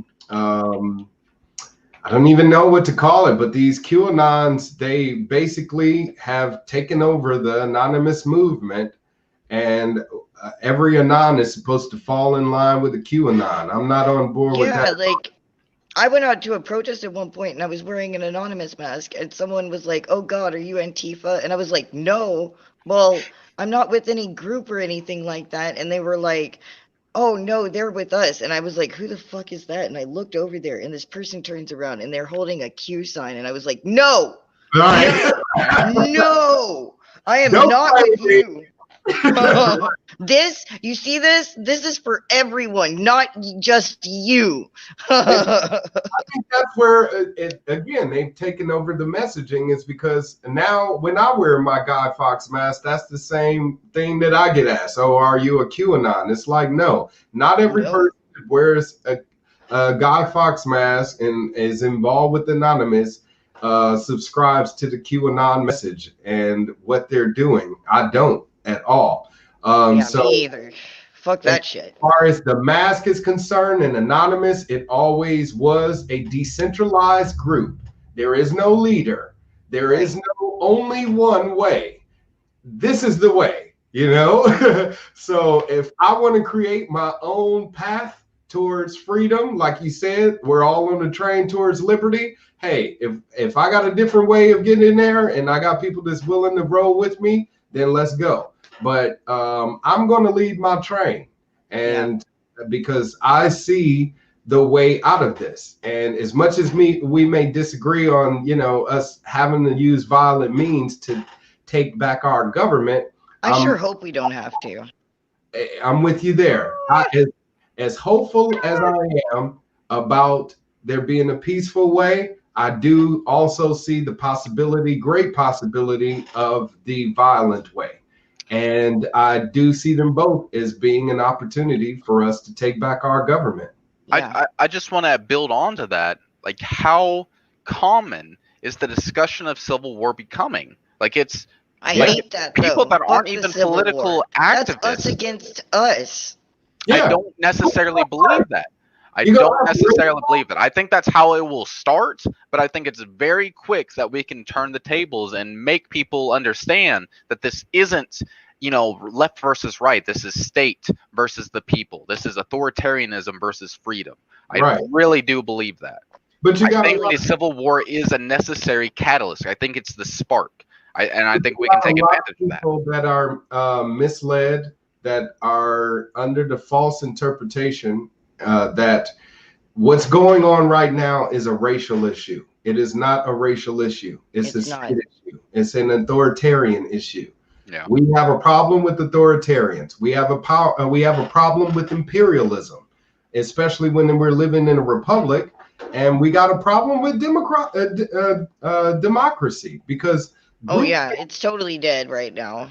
I mean, it's groupthink. Majority rule should never overrule the rights of the individual. Right now, that's what people are demanding, both on the and the right. Here's one of those things where, like, not anybody in the room is agreeing, I think, because, like, even I don't really agree with Paxton either, because, like, I think that right now, as things are, we are perfectly ripe to be able to reach out and take control of the columns of this nation and rip it out from underneath the overheavy government that has formed. However, do it with peace. I dare you. It's not going to happen. I think that we can, if we drop this national game and take control of our homes. However, If we don't do that, and if we don't Too do little, that too late. quickly, like Too little, too late. I think that we're very fast past that moment. If we don't do it right now, then the only other option is going to be more extreme because we're going to lose so much shit in the near future. And we've lost so much shit while we were squabbling, like the Patriot Act getting fucking instated while we. But were it all got fucking fucking discussing. passed. You had all these fucking groups disagreeing with it, and it still got passed.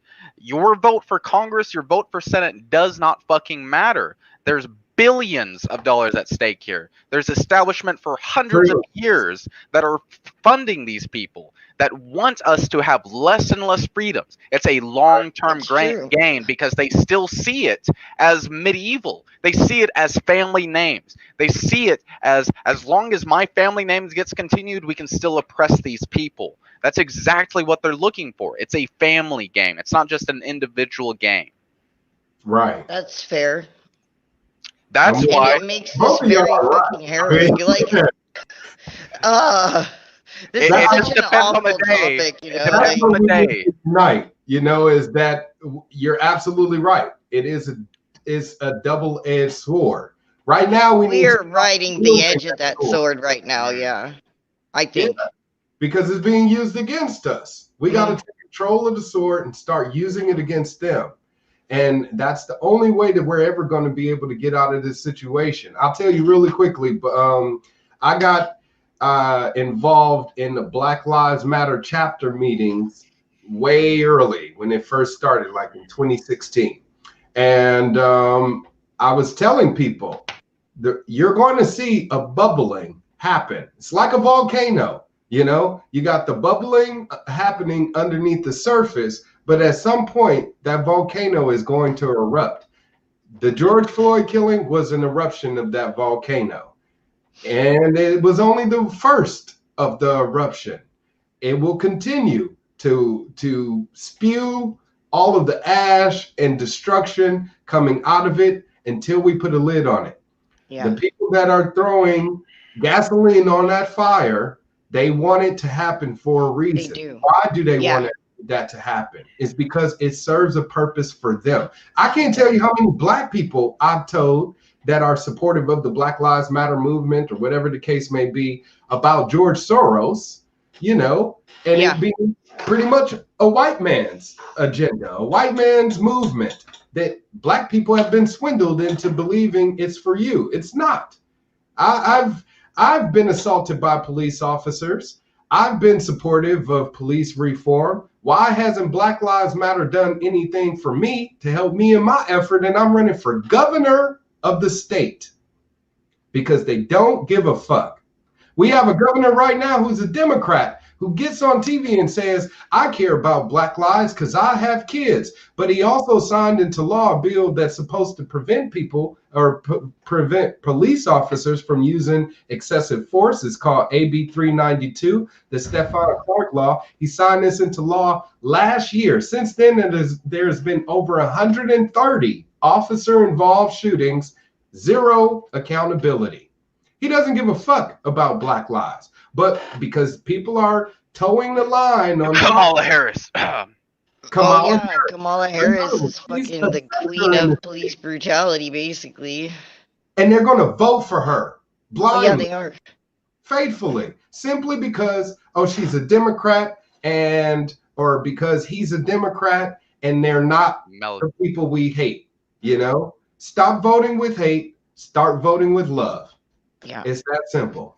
I mean, that's why they're voting. They're voting with fear and hate right now. It's all like, even that's what their platforms are. Like, you know, I'm not Joe Biden and I'm not Trump, you know. Right. You know, we were all joking the other day. We were like, well, if Trump dies from corona, then there goes Biden's whole fucking platform because Trump's dead. He's going to have to redo his whole fucking marketing procedure and replace it with Pence. You know how many careers would end overnight? Jesus.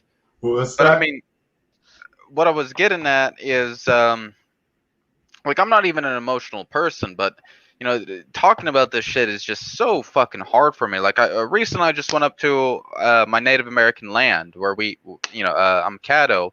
And it's just so heartbreaking to talk to those people and ask them, why do they live on these reservations? Why do they live like this? And it's just hearing the history of it, just like we think of it as being so long ago, but it really wasn't. Like it was so recently that they were violently, aggressively oppressed and brutalized. Yeah. And it's just so hard for me to listen to. And whenever I'm having to explain to my significant others that, like, it's very likely for me to end up dying to a police officer because I decide that I'm not going to comply with them. I'm going to die on this hill. This is what I've decided on. I can't do it.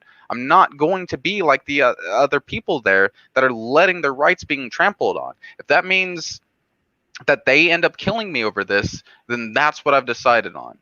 I shouldn't have to explain that to my mother. I shouldn't have to explain that to my girlfriends. I shouldn't have to fucking explain that to anyone. That shouldn't be a reality where I'm dying because I'm trying to be a free man, and I shouldn't have to ask for permission. It's like Mike Dunn says in his fucking videos. In one of his active videos where the police comes up to him and ask him to disperse, and he asks, "Do free men ask for permission?" And of course, everybody says no. Everybody says no. And what does the police officer do? Because he realizes he's outgunned, he's outnumbered, he says, okay, and he fucking walks off. That's what we have to do as a population. We have to realize that the police, number one, aren't on our side. 99%, and you might disagree with me, but as far as my belief goes, 99% of the police population, I believe they are there because they want to fucking be bullies. They have some kind of dictatorial complex in their system where they want to oppress people. And I believe they are there to fucking oppress people. I think that is the only reason they exist. I think the position gives them an opportunity to act on that selflessness. I agree. I agree. That's what's the draw for people to want to obtain that job is that I get to exact my prejudices out on other people. I'm straight out of high school. I can't stand everybody. And now I got this job where I have a gun and I have to enforce these sets of policies. You're a policy enforcer. Take away those policies. Now you get to see that person for their true colors. It's literally the same copy and paste of the Proud Boys without the badge, as far as I'm concerned. They are quite the bootlickers. Like, I don't think they're racist, but they are definitely bootlickers. I mean, they eat the boot. They eat. God, yeah. It's a buffet. It's a giant buffet of boot. And if you try to tell them, they say, "What's wrong with the boot? Don't it taste good? It's a good boot." No. I'm like, no, thank you. And that's where you can tell them you're not a red hat. You're a red coat. That's what you really are. You're a traitor to your country and all of its principles and the freedom of the individual. I don't know. What our ancestors fought for and died for is being lost right now. It's hitting the wayside. 100%. I don't know if you've had that conversation. We're very fortunate that Mike Dunn and other liberty-minded people get to have this conversation recorded with people. But one of my favorite things ever is when liberty-minded people get to have this conversation with police officers, like in the back of a police car or right before they go into a police car, where they're like, "You do realize this is completely unconstitutional, is it? And like, if this was George Washington, it would be, yada yada yada." And the police officer just gets really fucking quiet while they have like an internal debate with themselves. Oh yeah, I've had these conversations with police officers, and they would turn around and say, "Well, I'm just doing my job." Oh my God. Don't you start that, you SS officer motherfucker. God damn it. That's the biggest cop out. That's the number one response if you ever speak to an officer and just, with them and say, why are you enforcing laws that you know are unjust, unlawful, unconstitutional, immoral? And they will say, I'm just doing my job. Oh, okay. My God. If they said your job is to go out there and kill every black person that you see, would you do it? Oh, no, I wouldn't do that. Yes, you would. You just said you're just doing your job. Just doing your job. Mike Dunn literally talks about this exact thing, where it's the police officer specifically said that he drew his line at confiscation. And Mike Dunn's like, I don't know. Do you know who Mike Dunn is? I do not, but I'm gonna have to learn now. Mike Dunn is a prominent member of the Boogaloo movement. He was actually on Vice he's got one talking of the about the Boogaloo stronger movement. messages out there. But anyway, he got arrested at a recent rally. Other groups? What? Say that again? Do what? Training other groups? Yes. Yeah, in Virginia, he's like started at like, what was it, like 18 or something, militia or something. Yeah, he's former Navy. He's former Christ almighty, Marine. He makes me feel lazy. But he got arrested at a Spike rally. Yeah, the reason why we're hyper focused on it is because he got arrested at a Spike rally like a couple of days ago. This guy is wearing a suit, looking crisp as fuck, might I add. I mean, that suit is tailored. Let me just tell you. But he's open and carrying at this rally, and there's plenty of other people open carrying. And obviously, the police come up directly to him and arrest him. Yeah, there were other people there open carrying that didn't get bothered, from what I understand. And so, you know, they're going back and forth. But Spike goes up to these police officers, and this is where Spike lost us. He starts negotiating with the police officers.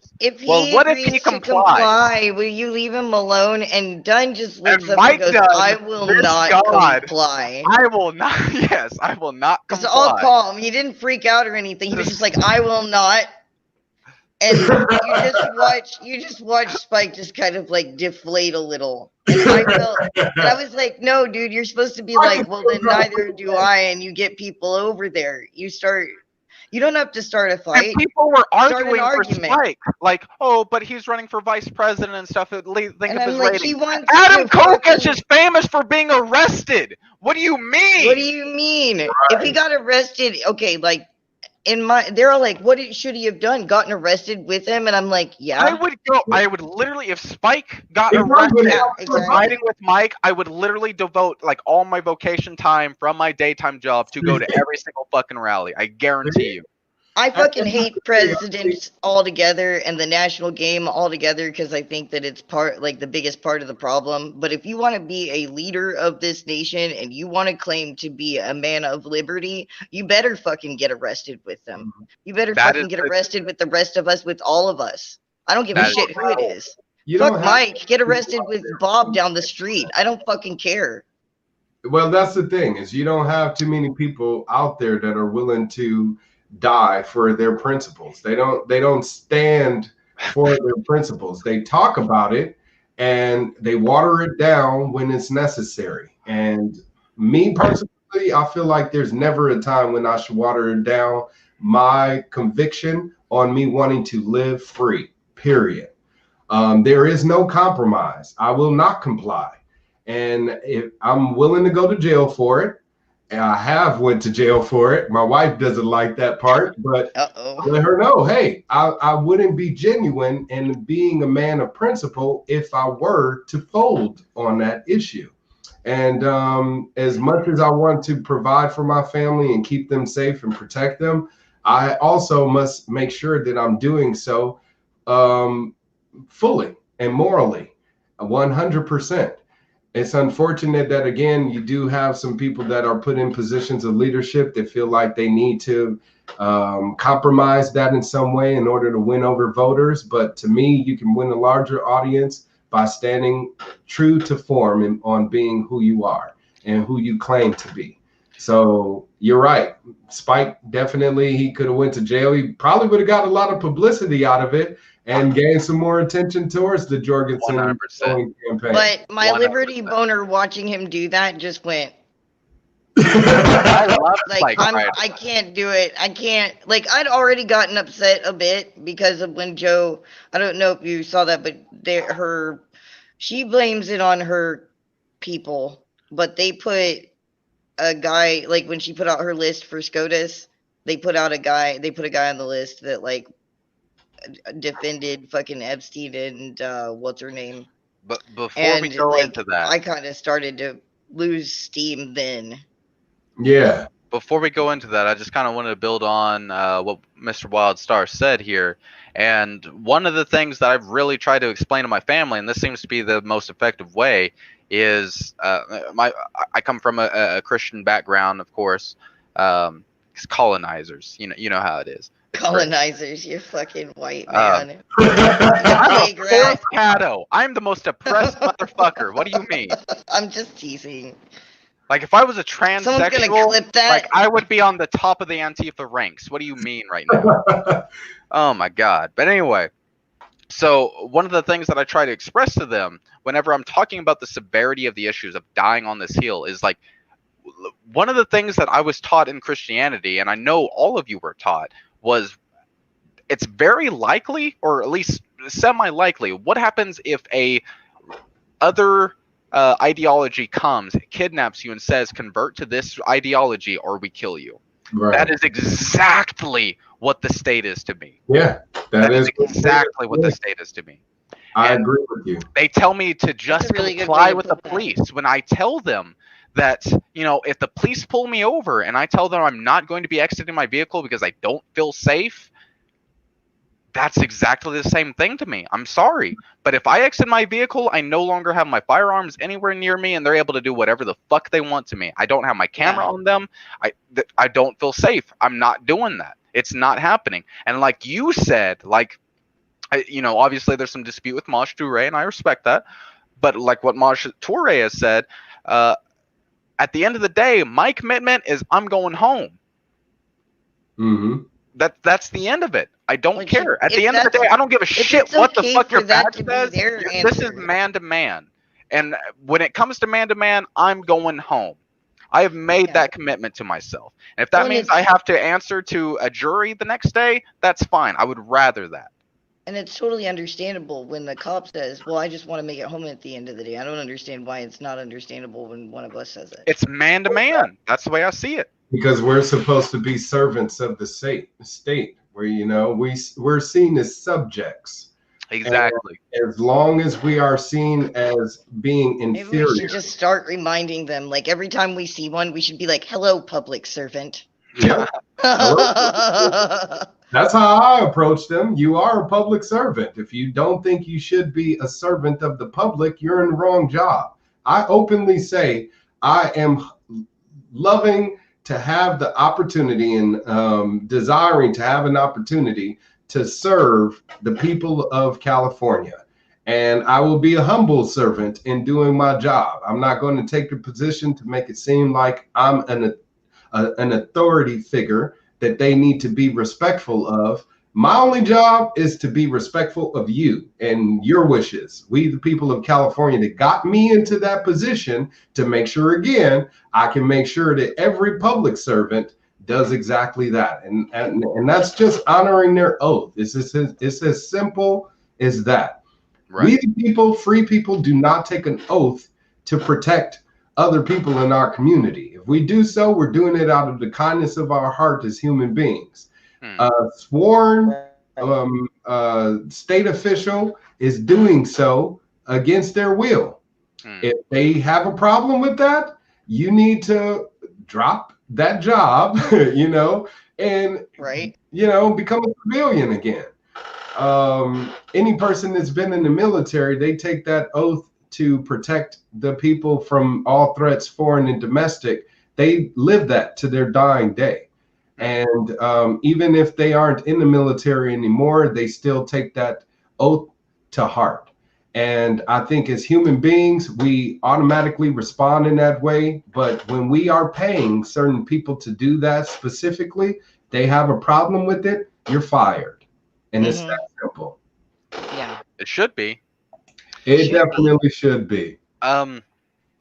So I've had like this is, to me, this is a really good conversation. I really enjoy you. You seem like a really, you know, like down to earth person. I hope you agree to come back again, because I'd love to talk in depth about all sorts of other things, not even just the governor stuff, because you seem to have like a plethora of interesting views and information and stuff like that. Why don't we wait? Why don't we wait until the election time comes? Whether you win, and hopefully we can call you Mr. Governor Wildstar, or you know, rather unfortunately, the people are, you know, they decide they really like the taste of leather. we can have you back on the show and we can talk about more stuff. I would love that. It would definitely be an honor. I'm pretty sure there's much more that we're going to be talking about then, but I'm always going to be the governor of me. You know, no one governs my life other than me, myself, and I. So Exactly. if we, the people of California, want to give me an opportunity to govern for them, it would be an honor to do so. But again, as any elected official, given that title, you're not going to be automatically be given the privilege to govern over me and my own personal affairs. That's for me to choose and decide for myself, and I always will. What So a radical and extremist. Oh Jesus. my God. Till death, damn it. But for Might as having well me. just be supporting Hamas. Jesus. What's that? Might as well just be supporting Hamas, like the rest of you guys. God, Jesus. proactive and everything. Jeez. Once other Absolutely. people, you're a menace. An absolute menace. I bet you grow your own vegetables. Oh God. That's the worst kind. Collecting Gorilla rainwater now? gardening. I drive a car without a damn license. Oh my God. Oh Oh, man, we got a Jesus. fascist on our hands, boys. Oh. Oh Jesus. Yes, because I don't need an operator's license. Prove to you I know how to drive. Shit. Oh my God. Me doing so is all the proof you need. Leave me Yeah. alone. Oh my Fuck God. insurance, fuck plates. Yeah, I'm all about the Constitution, and like I said, that applies to those elected officials. So I'm going to make sure that I run around as an individual with this little thing in my pocket saying, if I need to remind you of the rules that apply to you, then so be it. These rules do not apply to me, you know? So if any of our California buddies or watchers or anything see this, and I hope they fucking do, and I'm gonna be cramming it in people's faces too. Please do. If they see this and they want to help you, what is the best way to do that? Visit my website, governorwildstar.com, just like my That name. is linked right below, yeah.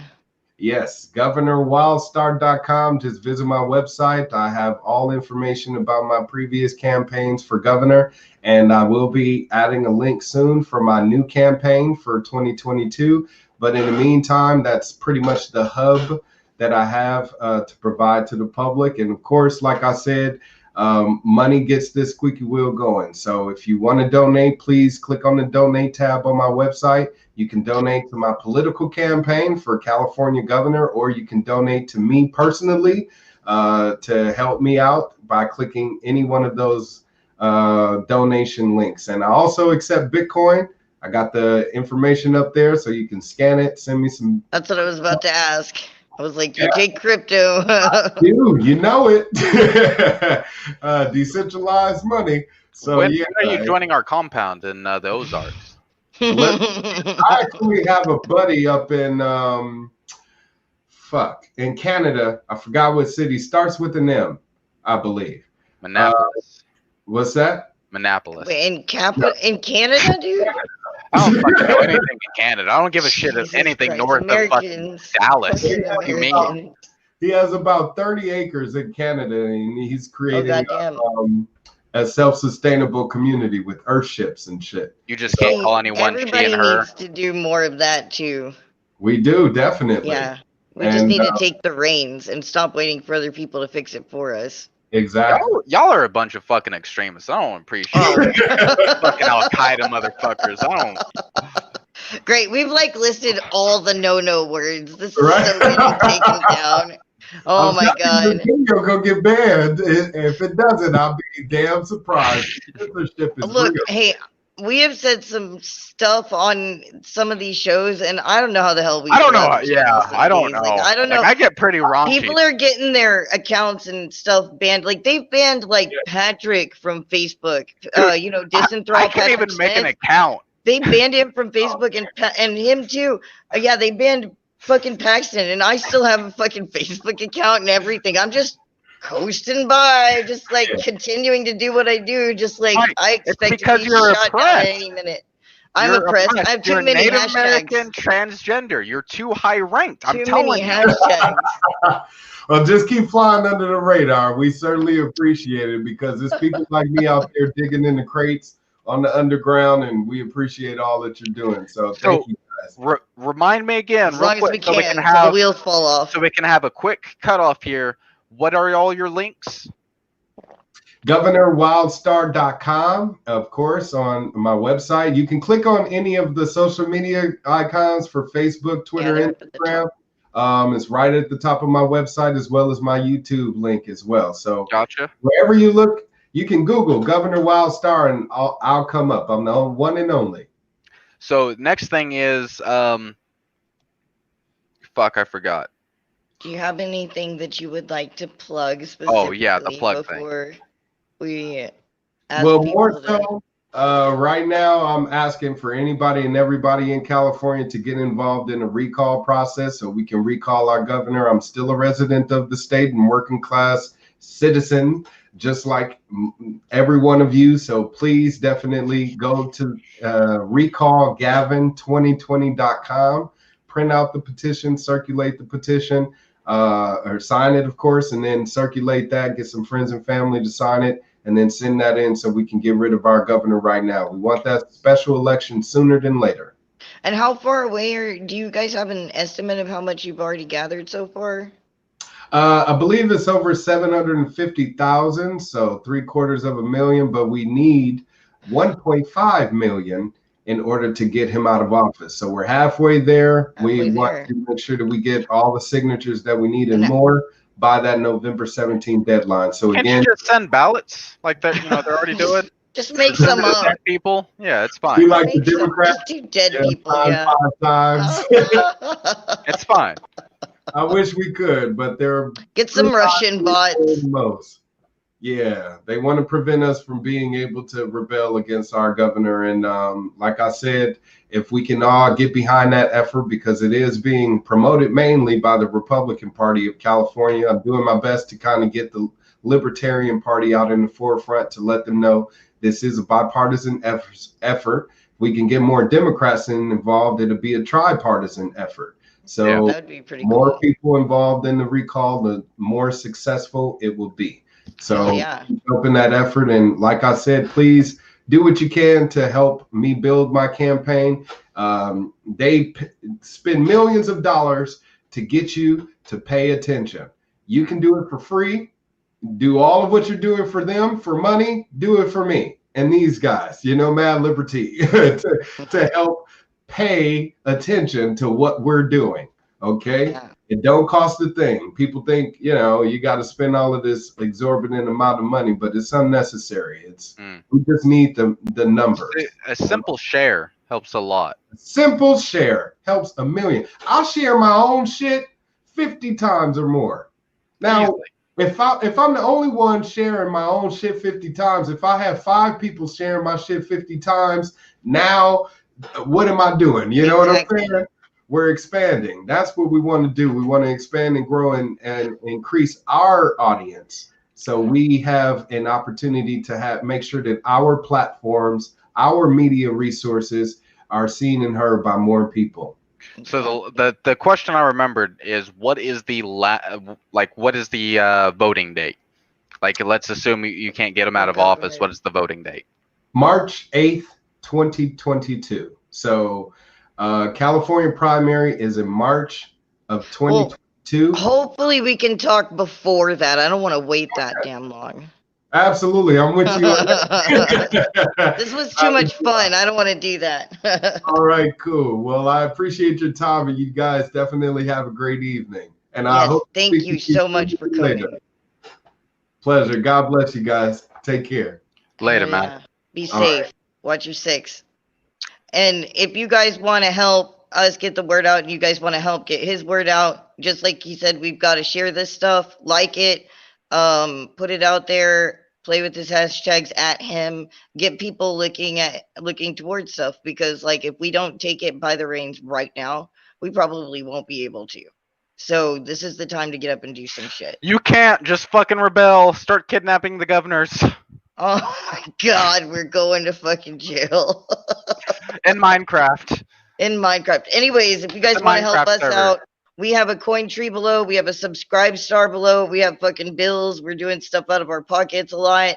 It's okay. We're going to continue to do that, but we'd love some fucking help so that we can get bigger and better and go more places and cover more things and get the truth out there and shit like that, because obviously the media is fucking failing us. And we need to have these important conversations and spread these faces.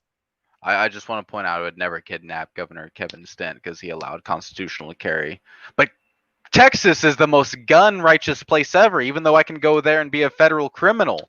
Well, I just want to say that I would never fucking kidnap Governor Asa, because we would never get that fucking stench out. Like, no way. Somebody else could do it, but I'm not gonna fucking do that Kevin shit. Stent is actually pretty based. Fuck him. Other than him fighting with the Native Americans, he's pretty based. I like him. But Ricky, you better get rid of Tom. Don't kidnap your governors. No, don't kidnap him. Just beat him in the election. Unless you're not gonna do a trial, unless there's no trial for treason. Oh God, this is getting clipped. Anyways, y'all get down in the y'all get down in the freaking. Give us money. We're still buying a wood chipper and a 3D printer. Yeah, and join our community and come talk to us and 3, 2, get down in the comments and all that shit. Bye. Be safe.